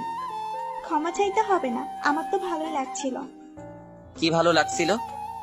এই যে তুমি জড়িয়ে ধরে আছো। এ কথা বলার সাথে সাথে ওনাকে ছেড়ে দিলাম। দেখুন, আমি কিন্তু ইচ্ছে করে এসব করিনি। জানি তো। এখন আপনি যেতে পারেন। যাবো, তার আগে আমাকে একটা ইয়ে দাও। ইয়ে দাও মানে ঠিক বুঝলাম না। আর আমি পাপ্পির কথা বলছি। কি? এ কথা বলার সাথে সাথে আমি এক লাফে বিছানা থেকে নেমে ওয়াশরুমে চলে গেলাম। যাক বাবা, বেঁচে গেলাম। কি ধকলটাই না গেল। এদিকে আমার এই অবস্থা দেখে নীলা ম্যাম হাসতে হাসতে চলে গেলেন। উনি চলে যাওয়ার পর ওয়াশরুম থেকে বের হয়ে চলে আসলাম। তারপর ঘড়ির দিকে তাকিয়ে দেখি 10টা বেজে গেছে। তারপর খাবার টেবিলে চলে গেলাম। নীলা ম্যাম দেখে আমার দিকে তাকিয়ে হাসছে। এইভাবেই খাবার শেষ করে রুমে চলে আসলাম। রুমে এসে আর কিছুক্ষণ পড়লাম, তারপর ঘুমিয়ে গেলাম। সকালে আজানের শব্দে ঘুমটা ভেঙে গেল। তারপর মসজিদে চলে গেলাম, নামাজ পড়ে আবার বাড়িতে চলে আসলাম। এভাবেই কিছুদিন চলে গেল। এদিকে তিশা আর আমার প্রেম বেশ ভালোই চলছে। আর নীলা ম্যামের প্যারা তো আছেই। পরীক্ষার আর 1 মাস বাকি। একদিন আমি আর তিশা মিলে পার্কে বসে প্রেম করছিলাম। হঠাৎই তিশা আমাকে বলল, আচ্ছা নীলা কি এখনো তোমাকে ভালোবাসে? বাসে। উনি তো আর আমাদের সম্পর্কের কথা জানেন না। এবার জানানোর সময় হয়েছে। কি? না, ভুলেও নীলা ম্যামকে আমাদের সম্পর্কের কথা বলবি না। না, এবার আমাদের বলতেই হবে। এই কথা বলেই তিশা মোবাইলে কি যেন করতে লাগলো। তারপর বলল, কাজ হয়ে গেছে। কাজ হয়ে গেছে মানে? কি করেছিস? এই ছবিগুলো দেখতে পাচ্ছিস, এইগুলো আমি নীলার মোবাইলে পাঠিয়ে দিয়েছি। কি? তুই এটা কেন করলি বল? এটা দেখার পর নীলা তোর আর আমার ব্যাপারে সব জেনে যাবে, আর তোকে পাওয়ার কথা কখনো ভাববে না। এই কথা বলে তিশা আমাকে শক্ত করে জড়িয়ে ধরলো। তারপর বলতে লাগলো, দেখ, তোকে আমি কখনোই হারাতে পারবো না। আমি বুঝতে পারছি ও এটা কেন করলো। তারপর আমিও ওকে শক্ত করে জড়িয়ে ধরে ওর কপালে একটা চুমু দিলাম। তারপর বলতে লাগলাম, আমি জানি তুই আমাকে হারানোর ভয় করছিস। পৃথিবীর কোনো শক্তি আমাদের দুজনকে আলাদা করতে পারবে না। তোকে ভয় পেতে হবে না, আমি তোর আছি, তোরই থাকবো। তাই যেন হয়। এবার আমাকে ছাড়, বাড়ি যেতে হবে। আজকে তোর জন্য ক্লাসও করতে পারলাম না। ওই আমার জন্য মানে? আমি কি তোকে এখানে আটকে রেখেছি নাকি? তুই আটকে রাখিসনি, তোর ভালোবাসা আমাকে এখানে আটকে রেখেছে। তারপর ওর সাথে আর কিছুক্ষণ সময় কাটিয়ে বাড়িতে চলে আসলাম। বাড়িতে এসে দরজার সামনে দাঁড়িয়ে আছি। না জানি ভিতরে গেলে আমার জন্য কোন বিপদ অপেক্ষা করছে। তারপর দরজা খুলে ভিতরে ঢুকে যা দেখলাম, বাড়িতে কেউ নেই। কি ব্যাপার, সবাই গেল কোথায়? তারপর আমার রুমে চলে আসলাম। মোবাইলটা বের করে যা দেখলাম, আঙ্কেল আমাকে 24টা মিস কল দিয়েছে। আমার ফোন সাইলেন্ট থাকায় ধরতে পারিনি। তারপর আমি কল ব্যাক করলাম, সাথে সাথে ফোন রিসিভ করলেন। তারপর আঙ্কেল রাগী কণ্ঠে বলতে লাগলেন, কোথায় আছো তুমি? এতগুলো ফোন দিলাম, রিসিভ করলে না কেন? না মানে ফোনটা সাইলেন্ট ছিল, তাই ধরতে পারিনি। আচ্ছা ঠিক আছে, তুমি তাড়াতাড়ি এই হাসপাতালে চলে আসো। হাসপাতালে কেন? কারো কিছু হয়েছে নাকি? আসলেই দেখতে পারবে। এই কথা বলে ফোন কেটে দিলেন। আঙ্কেল হঠাৎ আমাকে হাসপাতালে যেতে বললেন কেন? আমার টেনশন হতে লাগলো। তারপর সোজা হাসপাতালে চলে গেলাম। গিয়ে আঙ্কেলকে ফোন দিলাম। তারপর আঙ্কেল কোথায় আছেন তা জেনে নিলাম। আঙ্কেলের কাছে চলে গেলাম। গিয়ে দেখে আঙ্কেল আন্টি কেবিনের বাইরে দাঁড়িয়ে আছে। আমি দৌড়ে ওদের কাছে গেলাম। আমি যেতেই আঙ্কেল আন্টি আমার দিকে কেমন ভাবে তাকিয়ে আছে। আমি বললাম, আপনারা হাসপাতালে কি করছেন? আর নীলা ম্যাম তো মনে হয় কলেজে আছে। নীলা কোথায় আছে দেখতে চাও? এই কথা বলেই আঙ্কেল আমাকে কেবিনের সামনে নিয়ে গেলেন। তারপর কান্না কান্না ভাব নিয়ে বলতে লাগলেন, ওই যে দেখো নীলা। আমি ভিতরে তাকাতেই চোখ কপালে উঠে গেল। দেখলাম নীলা ম্যাম বেডে শুয়ে আছে, আর ওনার হাতে ব্যান্ডেজ করা। আঙ্কেল, ওনার এই অবস্থা কিভাবে হলো? তোমার জন্য আজকে ওর এই অবস্থা। আমার জন্য মানে? কি বলছেন? আমি তো কিছুই বুঝতে পারছি না। আমি জানি নীলা তোমার সাথে শুরুতে অনেক বাজে বিহেভ করতো। অবশ্য তার জন্য দায়ী আমরাই, কারণ ও আমাদের একমাত্র সন্তান। তাই ও যখন যা চেয়েছে তাই এনে দিয়েছি, যার কারণে ওর মধ্যে অহংকার ঢুকে গিয়েছে। যেদিন তুমি ওর জীবন বাঁচিয়েছিলে সেদিন থেকে ও তোমাকে নিয়ে ভাবতে শুরু করে। তারপর একটা সময় ও তোমাকে সত্যি ভালোবেসে ফেলে। তোমাকে ভালোবাসার পর থেকে ও অনেক পাল্টে যায়, কিন্তু তুমি ওর ভালোবাসা উপেক্ষা না করে অন্য একজনকে ভালোবাসলে, সেটাও মেনে নিতে পারিনি, তাই ও সুইসাইড করার চেষ্টা করেছে। ওর মোবাইলে কিছু ছবি দেখতে পেয়েই আমি বুঝতে পারি কেন সুইসাইড করার চেষ্টা করলো। বিশ্বাস করো, আমার মেয়েটা তোমাকে সত্যি অনেক ভালোবাসে, তোমাকে না পেলেও বাঁচবে না। অবাক হয়ে ওনার কথা শুনছি। তোমার আর ওই মেয়েটার সম্পর্ক কতদিনের? আঙ্কেল 2 মাস হবে। হঠাৎই আঙ্কেল হাত জোর করে বলতে লাগলেন, আমি তোমার কাছে হাত জোর করে আমার মেয়ের জীবন ভিক্ষা চাইছি। আন্টিও কান্নাকাটি করতে লাগলেন। আরে আঙ্কেল কি করছেন? আপনারা আমার গুরুজন, প্লিজ এভাবে বলবেন না। এবার পড়লাম মহা বিপদে। এখন আমি কি করব? নীলা ম্যামকে তো আমি কখনোই মেনে নিতে পারবো না। আমার মেয়ের জীবন কিন্তু তোমার হাতে। দেখুন আঙ্কেল, আমি তিশাকে ছাড়া আমার জীবনে আর কাউকে গ্রহণ করতে পারবো না। তোমার যত টাকা লাগবে আমায় বলো, সব আমি দিব। আঙ্কেল, আপনি এসব কি বলছেন? টাকার থেকেও ভালোবাসা আমার কাছে অনেক দামি, তাই এসব বলবেন না। তাহলে এখন আমি কি করব তুমিই বলো। আচ্ছা ঠিক আছে, আমাকে ভাবার জন্য কিছু সময় দেন। এ কথা বলেই হাসপাতাল থেকে বের হয়ে চলে আসলাম। বাইরে এসে ভাবতে লাগলাম এখন আমি কি করব। উফ, মাথায় কিছু আসছে না। কিছুদিন পরেই পরীক্ষা, তার মধ্যে আবার এই ঝামেলা। না, তিশাকে ব্যাপারটা জানাতে হবে। তারপর তিশাকে কল দিলাম, ওকে একটা রেস্টুরেন্টে ঠিকানা দিলাম, সেখানে আসতে বললাম। কিছুক্ষণ পরেই ও চলে আসলো। এসেই আমাকে বলতে লাগলো, কি জনাব, এত জরুরি ডাকার কারণ কি? ও তুই এসেছিস, এখানে বসে পড়। বসলাম। তা তোকে এত চিন্তিত দেখাচ্ছে কেন? একটা সমস্যা হয়ে গেছে। কি সমস্যা বল, আমি সব সমাধান করে দিব। আচ্ছা তোকে একটা কথা বলি, আমি যদি এখন তোকে রেখে অন্য কাউকে বিয়ে করি তাহলে তুই কি করবি? কি আর করব, প্রথমে তোকে খুন করব, তারপর নিজে মরবো। এই হঠাৎ এই কথা বলছিস কেন? কি, তুই আমাকে খুন করবি? তুই শুধু আমাকে ছাড়া যেন অন্য কাউকে বিয়ে করার কথা স্বপ্নেও না ভাবিস। আমাকে এত ভালোবাসিস? কেন, তোর কি সন্দেহ আছে নাকি? আমি জানি তুই আমাকে অনেক ভালোবাসিস। তাহলে হঠাৎ এসব কথা বলছিস কেন? এগুলো কি তোর জরুরি কথা? আরে না, আমি ডেকেছি অন্য কারণে। কি কারণে ডেকেছিস সেটা বল। তারপর ওকে নীলা ম্যামের ব্যাপারে সব বললাম। সব শোনার পরও বলল, তুই এখনই আমার সাথে চল। তোর সাথে যাব মানে? কথা না বলে আমার সাথে চল। এ কথা বলে দিশা আমার হাত ধরে টেনে নিয়ে চললো। তারপর গাড়ির ভিতরে বসালো। ও গাড়িতে বসে গাড়ি স্টার্ট দিল। কি হলো, আমাকে কোথায় নিয়ে যাচ্ছিস? চুপ থাক, কোনো কথা বলবি না। তারপর আমি চুপ হয়ে গেলাম। কিছুক্ষণ চুপ থাকার পর ও নীরবতা ভেঙে বলল, আমাকে বিয়ে করবি? হঠাৎ এই কথা বলছিস কেন? যা বললাম তার উত্তর দে। করব। কোনো সন্দেহ আছে? এখন করতে পারবি? কি বলছিস কি তুই? তোর মাথা ঠিক আছে? আমি একদম ঠিক আছি। প্লিজ আমাকে এখন বিয়ে কর। আমি বুঝেছি ও কেন বিয়ের কথা বলছে। ওর মনে এখন আমাকে হারানোর ভয় আরো বেশি হচ্ছে। আমি ওকে গাড়ি থামাতে বললাম। তারপর ও রাস্তার একপাশে গাড়ি দাঁড় করালে আমি ওকে এক টান দিয়ে আমার কাছে নিয়ে আসলাম। তারপর ওকে শক্ত করে বুকের ভিতর জড়িয়ে নিলাম।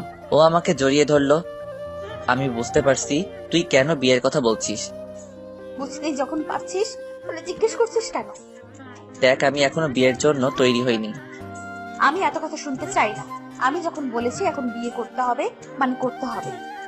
দেখ, পাগলামি করিস না। এখন যদি তোকে আমি বিয়ে করি তাহলে বিয়ের পর খাওয়াবো কি? সেটা নিয়ে তোকে ভাবতে হবে না। এখন বেশি কথা না বলে চল। তারপর ও আবার গাড়ি স্টার্ট দিল। সোজা কাজী অফিসের সামনে এসে গাড়ি দাঁড় করালো। তারপর আমাকে হাত ধরে গাড়ি থেকে নামালো। এত জোরে হাত ধরেছে যেন আমি ওকে রেখে পালিয়ে যাব। আমাকে নিয়ে কাজী অফিসের ভিতরে গেল। তারপর ও মোবাইল বের করে ওর কিছু ফ্রেন্ডসকে কল দিয়ে এখানে আসতে বলল। কিছুক্ষণ পর সবাই চলে আসলো, সবগুলো মেয়ে ফ্রেন্ড। ওরা এসে বলতে লাগলো, আরে দিশা, তুই কি এই পিচ্চিটাকে বিয়ে করবি? ও হচ্ছে তোদের দুলাভাই। বাহ, আমাদের দুলাভাই দেখতে খুব সুন্দর, অনেক কিউট। ওই পিচ্ছি, তুমি আগে কোথায় ছিলে? যদি জানতাম তোমাকে নিয়ে পালিয়ে যেতাম। কি? ওই তোরা কি শুরু করলি বলতো? কই, আমরা আবার কি করলাম? ওই তুই রেগে যাচ্ছিস কেন? চুপ কর, তোর তো মেয়েদের সাথে কথা বলতে বেশ ভালো লাগে। লুচু কোথাকার। দেখলেন তো, আমি কি এখনো কোনো মেয়ের সাথে কথা বলেছি? তার আগে আমাকে লুচু বানিয়ে দিল। তারপর আর কি, আমার আর তিশার বিয়ে হয়ে গেল। তারপর ওনার বান্ধবীদের বিদায় দিলেন। আমি বললাম, ম্যাডাম বিয়ে তো করলেন, এরপর কি করব সেটা বলেন। এখন আমাকে নিয়ে হাসপাতালে চল, নীলার সাথে দেখা করব। যখন উনি জানতে পারবেন আমরা বিয়ে করেছি তখন কি হবে? কিছুই হবে না, আমি আছি না, সামলে নেব। তুই আছিস, সেটাই তো বড় চিন্তার বিষয়। কি বললি তুই? আমি ওর দিকে এক দৃষ্টিতে তাকিয়ে আছি, কারণ রাগলে ওর সৌন্দর্য আরো কয়েক গুণ বৃদ্ধি পায়, গাল দুটো লাল হয়ে যায়, যেন আমার সামনে কোনো এক রাগী পরি দাঁড়িয়ে আছে। যা সত্যি তাই বললাম। ও দৌড়ে এসে আমাকে কিল ঘুষি যা পারছে তাই পারছে না, ওকে থামাতে হবে। কোনো উপায় না পেয়ে ওকে শক্ত করে বুকের ভিতর জড়িয়ে ধরলাম। সাথে সাথে ও একদম শান্ত হয়ে গেল। আমি ওর কানের কাছে মুখ নিয়ে গিয়ে বললাম, কি ম্যাডাম, এত রাগ কোথা থেকে আসে? কি হলো বলো? জানি না। আমি বলি, রাগ আসে আপনার এই গোবরে ভরা মাথা থেকে? এই কথা বলতেই ও আমার বুক থেকে মাথাটা তুললো। ওর রাগ দেখে আমি এক দৌড়ে বাইরে চলে আসলাম। বাইরে এসে গাড়ির কাছে দাঁড়িয়ে থাকলাম। কিছুক্ষণ পরে ও আসলো, এখনো রেগে আছে। কাছে এসে আমার চুলগুলো ধরে টানতে লাগলো, তারপর বলতে লাগলো, কি বললি তুই? আমার মাথায় গোবরে ভর্তি? সত্যি কথা বললে সবার গায়ে লাগে। চুপ কর। কি শয়তান মেয়ে রে বাবা, নিজের স্বামীর সাথে কেউ এভাবে কথা বলে? কেউ না বললেও আমি বলবো। এখন কথা না বাড়িয়ে চল নীলা ম্যামকে দেখে আসি। তারপর দুজনেই হাসপাতালে চলে গেলাম। আমি শুধু ভাবছি, যদি নীলা ম্যাম জানতে পারে আমরা দুজন বিয়ে করেছি, তখন উনি কি করবেন। হাসপাতালে এসে দুজন একসাথে নীলা ম্যামের কেবিনে গেলাম। দেখলাম নীলা ম্যাম আমাদের দুজনকে একসাথে দেখে রাগী দৃষ্টিতে তাকিয়ে আছে। তারপর উনি তিশার দিকে তাকিয়ে বললেন, ওই মেয়ে, তুই এখানে কি করছিস? তোমাকে দেখতে আসছি। আমি বেঁচে আছি না মরে আছি সেটা দেখতে এসেছিস? তুমি কি বলছো এসব? তুই কি ভেবেছিস আমার থেকে ওকে কেড়ে নিয়ে তুই ভালো থাকবি? ম্যাম, আপনি এসব কি বলছেন? আমি ওকে ভালোবাসি, তাই আপন করে নিয়েছি। এখানে কেড়ে নেওয়ার কথা এলো কেন? আমিও তোমাকে সত্যিকারের ভালোবাসি, প্লিজ আমাকে আপন করে নাও। একথা বলেই নীলা ম্যাম আমাকে জড়িয়ে ধরলেন। আমাকে জড়িয়ে ধরাতে তিশা তেলে বেগুনে জ্বলে উঠল। এক ধাক্কায় নীলা ম্যামকে আমার থেকে সরিয়ে দিলেন। তারপর বলতে লাগলেন, তোমার সাহস কি করে হয় আমার স্বামীকে জড়িয়ে ধরার? একথা বলার পর দেখি আঙ্কেল আন্টি সবাই হা করে তাকিয়ে আছে। স্বামী মানে? কার স্বামী? আমরা দুজনে বিয়ে করছি। ও যা বলছে তা কি সত্যি? সত্যি। না, এ হতে পারে না। তুমি শুধু আমার, তোমাকে ছাড়া আমি বাঁচবো না। দেখুন, কারো জন্য কারো জীবন থেমে থাকে না, এটাই হয়তো নিয়তি ছিল। হয়তো আপনি আমার থেকেও ভালো কাউকে আপনার জীবন সঙ্গী হিসেবে পাবেন। নীলা ম্যাম শুধু কান্না করছে। এখানে তোমার কোনো দোষ নেই, তুমি একদম সঠিক সিদ্ধান্ত নিয়েছো। বাবা, এখন আমার কি হবে? তোকে আমি বলেছিলাম ওর জন্য তোকে একদিন কান্না করতে হবে, আজ সেই দিন এলো। আঙ্কেল, এবার আমাদেরকে যেতে হবে। তোমরা এখন কোথায় যাবে? আমি এখন বিবাহিত, এখন তো আর আপনার বাড়িতে থাকা যায় না। কেন থাকা যাবে না? আমি কি তোমাদের তাড়িয়ে দিচ্ছি নাকি? না আঙ্কেল, আমি তা বলছি না। আমি নিজেই চলে যাচ্ছি। এবার আমাকে কিছু করতে হবে, নিজের পায়ে দাঁড়াতে হবে। আচ্ছা, তুমি যখন চলে যেতে চাইছো তাহলে তোমাকে আর আটকাবো না। তারপর আঙ্কেল আন্টির থেকে বিদায় নিয়ে চলে আসলাম। নীলা ম্যামের দিকে তাকিয়ে দেখি উনি কান্না করছেন। করুক কান্না, আমার কিছু করার নেই। তারপর বাইরে এসে তিশাকে বললাম, আঙ্কেলের বাড়িতে নিয়ে চল। কেন, ওখানে গিয়ে কি করবি? তোকে যেটা বললাম সেটা কর। তারপর তিশা গাড়ি স্টার্ট দিল। কিছুক্ষণ পরে আঙ্কেলের বাড়ির সামনে চলে আসলাম। তারপর আমি এক দৌড়ে ভিতরে চলে গেলাম। আমার রুমে গিয়ে জামা কাপড় গোছালাম। তারপর বের হয়ে চলে এলাম। ও, তুই জামা কাপড় নিয়ে এসেছিলি? ওই বিয়ে তো করলি, এবার কি করব সেটা বল। তোকে কিছু ভাবতে হবে না, যা করার আমি করছি। তারপর তিশা ফোন বের করে কাকে যেন কল দিল। তারপর কথা বলতে লাগলো। কথা বলা শেষ করলো। কি হলো, কার সাথে কথা বললি? তোর শ্বশুরের সাথে। আমি তো ভয় পেয়ে গেলাম, কারণ শুনলাম উনি নাকি রাগী মানুষ। উনিও আঙ্কেলের মতো বড় ব্যবসায়ী। তুই ওনাকে কি বলেছিস? দাঁড়া, আগে তোর ঘাম মুছে দেই। এবার বল। বাবার কথা শুনেই তোর এত ভয় হচ্ছে কেন? ভয় করছে মানে? তুই কি বলতে চাইছিস? আমি কি তোর বাবাকে ভয় পাই নাকি? তা তো দেখতেই পাচ্ছি, কিন্তু একটা। কি বললি? আমি ভীতু? দাঁড়া দেখাচ্ছি। এই বলে আমি ওকে যেই ধরতে যাব, অমনি এক দৌড়ে ও গাড়ির ভিতরে চলে গেল।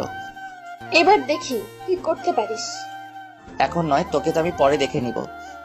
ও আচ্ছা, তাহলে আমিও দেখবো আমার বরটা কি করে। এবার কোথায় যাব, কোথায় থাকবো, আমার মাথায় কিছু আসছে না। গাড়িতে উঠে বস। কেন, সারা জীবন কি গাড়িতে থাকবো নাকি? তুই উঠে বস, আমি সব বলছি। তারপর আমি গাড়িতে উঠলাম। আমাদের বিয়ের কথা বাবাকে বলেছি। কি? বাবা আমাদের মেনে নিয়েছে। এত তাড়াতাড়ি মেনে নিল? অবাক হওয়ার কিছু নেই, বাবা আমার সুখের জন্য সব করতে পারে। তোর বাবা নিশ্চয়ই পাগল। কি বললি? বাবা পাগল? দেখ, রাগিস না। তুই দেখ, আমার মতো একটা ছেলে যার বাড়ি নেই গাড়ি নেই, এরকম একটা ছেলের বিয়ে হবার পরেও তোর বাবা কোনো রিয়াক্ট করলো না। এর মানে তোর বাবা মানে আমার শ্বশুর মশাই পাগল। দেখ, তোর হয়তো বাবাকে পাগল মনে হতে পারে, মা মারা যাওয়ার পর থেকেই।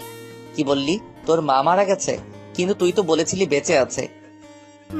বলেছিলাম, কারণ বাবা দ্বিতীয় বিয়ে করেছিল।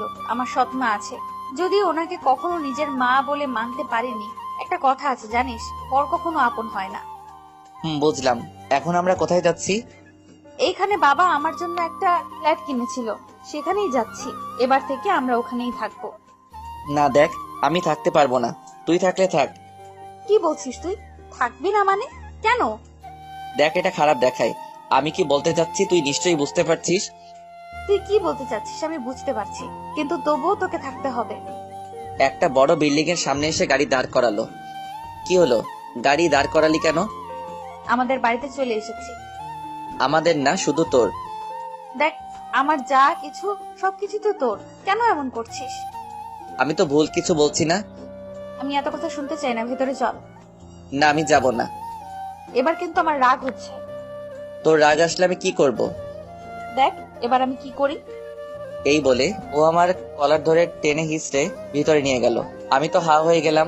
মেয়েদের গায়ে যে এত জোর ছিল আগে জানতাম না। তারপর আমাকে ভিতরে নিয়ে গিয়ে দরজা বন্ধ করে দিল। উফ, এইভাবে কেউ নিয়ে আসে নাকি? চুপ কর, কোনো কথা বলবি না। চুপ করেই তো আছি। একেবারেই চুপ থাকবি। আমার ঘরটা গুছিয়ে নে। এই বলে ও কোমরে ওড়না বেঁধে নিয়ে কাজে লেগে গেল। বাহ, এই না হলে আমার বউ। আমি এতক্ষণ কোনো কথা বলিনি। ঘর গোছানো শেষ করে আমাকে বলতে লাগলো, কেমন হলো? আমি শুধু এক ধ্যানে ওর দিকে তাকিয়ে আছি। কি হলো? কথা বলছিস না কেন? আমি ধীরে ধীরে ওর দিকে এগোতে লাগলাম। ও আমতা আমতা করে বলতে লাগলো, কি হলো? এভাবে এগিয়ে আসছিস কেন? আমি ওর দিকে এগিয়ে আসছি। ও পিছনে যেতেই দেওয়ালের সাথে লেগে গেল। আমি ওকে দেওয়ালের সাথে চেপে ধরলাম। ওর হাত দুটো আমার হাতের মধ্যে আবদ্ধ করলাম। ও কোনো কথা বলছে না, চোখ বন্ধ করে দাঁড়িয়ে আছে। আমি ধীরে ধীরে ওর ঠোঁটের দিকে মুখ নিয়ে যেতে লাগলাম।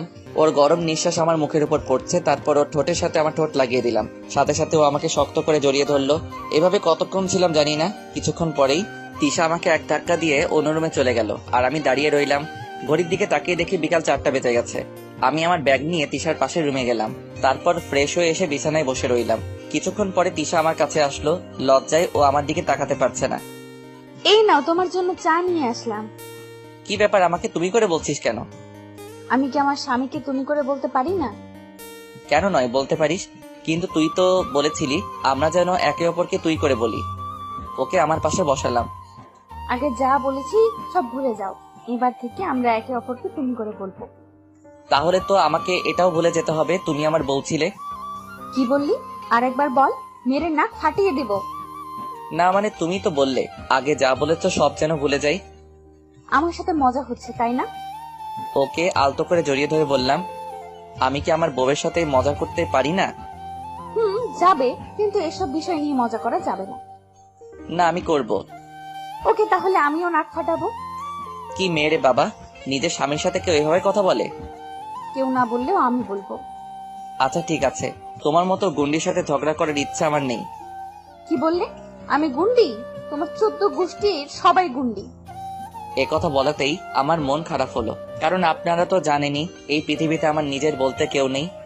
আমার তো আমি ছাড়া আর কেউ নেই। আমি তো ছোট থেকেই একা বড় হয়েছি। আমার আবার 14 গোষ্ঠী কোথা থেকে আসবে? তিশা বুঝতে পারলো আমার মন খারাপ হয়ে গেছে। ও আমাকে শক্ত করে জড়িয়ে ধরে বলল, কে বলেছে তোমার কেউ নেই? আমি আছি।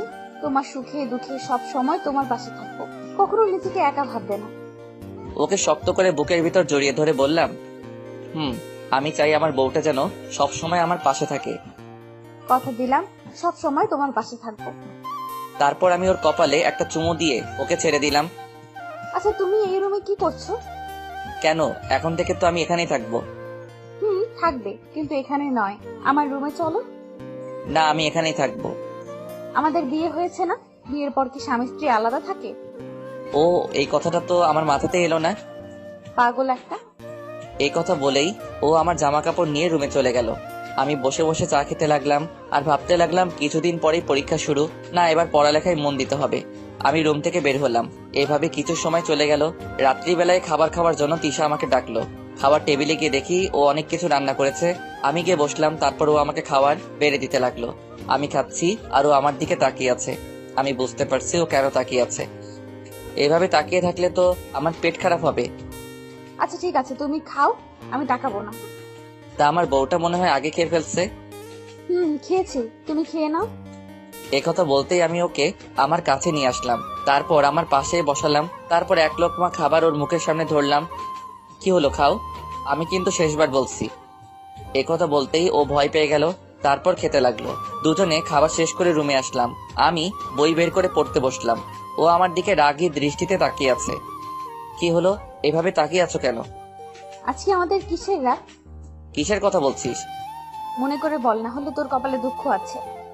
আর আমি তো কিছুই বুঝতে পারছি না, তুই কি বলছিস? কুত্তা, আজকে আমাদের বাসর রাত। ও আমি তো ভুলেই গেছিলাম, আসলে কিছুদিন পর পরীক্ষা, তাই টেনশনে আছি। চুপ কর। ওই নিজের স্বামীর সাথে কেউ এভাবে কথা বলে? তুই এক্ষুনি রুম থেকে বের হও। বের হব মানে? যেটা বলছিস সেটা কর। না, এখন ওর সামনে আর থাকা যাবে না। তারপর বের হওয়ার সময় ও বলল, ঠিক 10 মিনিট পর ভেতরে আসবে। যথা আজ্ঞা মহারানী। এই কথা বলে বের হয়ে চলে আসলাম। বাইরে এসে দাঁড়িয়ে আছি। কিছুদিন পর পরীক্ষা, কোথায় পড়ালেখা তা না, বাসর করার কথা বলছে। হাতের ঘড়িটার দিকে তাকিয়ে দেখি 10 মিনিট হয়ে গেছে। তারপর আমি ভিতরে গেলাম। বিছানার দিকে তাকিয়ে দেখি কেউ একজন লাল শাড়ি পরে বিছানায় বসে আছে। সেটা আর কেউ নয়, তিশা। তারপর ও উঠে আমার দিকে এগিয়ে আসতে লাগলো। আমার কাছে এসে আমাকে সালাম করলো। তারপর আমি ওকে টেনে তুললাম। ও মাথা নিচু করে দাঁড়িয়ে আছে। আমি ওর থুতনিটা ধরে ওর মুখটা উপরের দিকে তুললাম। দেখলাম লজ্জামাখা দৃষ্টিতে আমার দিকে তাকিয়ে আছে। তারপর আমি ওকে শক্ত করে বুকের ভিতর জড়িয়ে ধরলাম। ও আমাকে জড়িয়ে ধরলো। তারপর বলতে লাগলো, এই আমাকে কোলে নাও। এখন কোলে উঠে কি করবে? যেটা বললাম সেটা করো না। না বাবা, আমি এই আটার বস্তা করে নিতে পারবো না। কি বললে? আমি আটার বস্তা? আচ্ছা ঠিক আছে, নিতে হবে না। কথা বলে ও গাল ফুলিয়ে অন্যদিকে তাকিয়ে আছে। বুঝতে পারলাম ও রাগ করেছে। তারপর আমি ওকে কোলে নিলাম। ওর মুখে হাসি ফুটে উঠেছে। এবার বলুন কি করতে হবে? আমাকে নিয়ে ছাদে চলো। যথা আজ্ঞা মহারানী। তারপর ওকে কোলে নিয়ে ছাদে আসলাম। এসে ওকে দোলনায় বসিয়ে দিলাম। আমি ওর কোলে মাথা রেখে শুয়ে পড়লাম। আজকে দেখো কি সুন্দর চাঁদ উঠেছে। কিন্তু আমি দেখবো না। কি বলো? এত সুন্দর চাঁদ আর তুমি দেখবে না? কারণ আমার পাশে তার থেকেও সুন্দর একটা চাঁদ আছে। ইস, তুমিও না, কি যে বলো। এভাবে কথা বলতে বলতে দুজন কিছুক্ষণ চন্দ্রবিলাস করলাম। তিশা বলল, চলো এবার রুমে যাই। ওকে মহারানী চলেন। তারপর ওকে আবার কোলে নিয়ে রুমে আসলাম। এসে ওকে বিছানায় বসিয়ে দিলাম। আজকে কিন্তু আমাকে অনেক আদর করতে হবে। আমি এখন কিছু করতে পারবো না। কথা বলে যেই চলে আসবো অমনি তিশা আমাকে এক টান দিয়ে ওর গায়ের উপর ফেলে দিল। তারপর ও যা চাইলো তাই হইল। শয়তান মাইয়া আমার ইজ্জত লুটে নিল। 5 বছর পর আজ আমি প্রতিষ্ঠিত। আমার গাড়ি আছে, বাড়ি আছে। আমি একজন ইঞ্জিনিয়ার। যদিও এসব কিছুর পিছনে সবচেয়ে বড় অবদান হলো তিশার। ওর সাপোর্ট না পেলে হয়তো আমি এত দূর আসতে পারতাম না। বাড়ির ছাদে দাঁড়িয়ে এসব কথা ভাবছি। হঠাৎই কারো হাতের ছোঁয়া পেলাম। আর কেউ নয়, আমার সহধর্মিনী তিশা। এই কি, তুমি এই সময় এখানে কি করছো? ভালো লাগছে না, তাই ছাদে আসলাম। কি বলছো? তোমার শরীর ঠিক আছে তো? ঠিক আছে। আচ্ছা, অবনী কোথায়? ও ঘুমাচ্ছে। এখন আপনাদের অবনীর পরিচয় দেই। অবনী হচ্ছে আমার আর তিশার মেয়ে। একেবারে দুষ্টু। সারাদিন শুধু আমার পিছনে পড়ে থাকে। বলতে গেলে ওদের দুজনকে নিয়ে আমার পৃথিবী। কি হলো, কিছু বলবে? বাবা ফোন করেছিল, আমাদের যেতে বললো। তোমরা গেলে যাও, আমি কোথাও যেতে পারবো না। না, তোমাকে যেতে হবেই, তুমি না গেলে আমরাও যাব না। ঠিক আছে, তাহলে যেও না। আমি যদি একবার অবনীকে কথাটা বলি তাহলে কি হবে বুঝতে পারছো? আমাকে বলতে হবে না, আমি সব শুনেছি। কথাটা আর কেউ নয়, আমার পিচ্চি পরিটা বলেছে। আমি ওকে কোলে নিয়ে বললাম, মামনি তুমি কি শুনেছো? আমি শুনেছি তুমি মায়ের সাথে ঝগড়া করেছিলে। আমরা তো এমনি কথা বলছিলাম। সত্যি বলছো তো? আমি কি আমার প্রিন্সেসের সাথে মিথ্যা কথা বলতে পারি? একদম না। বাবা মেয়ের মধ্যে তো দেখছি বেশ ভাব জমেছে। দেখেছো মামনি, তোমার এমন হিংসে হচ্ছে। হিংসটে কোথাকার। কি বললে? আমি হিংসুটে? দাঁড়াও দেখাচ্ছি। বাবা তুমি পালাও, না হলে মা তোমাকে আস্তে রাখবে না। মেয়ের কথা শুনে দৌড়াতে লাগলাম। তিশা আমাকে তাড়া করছে। আল্লাহ জানে আজকে আমাকে কত কিলোমিটার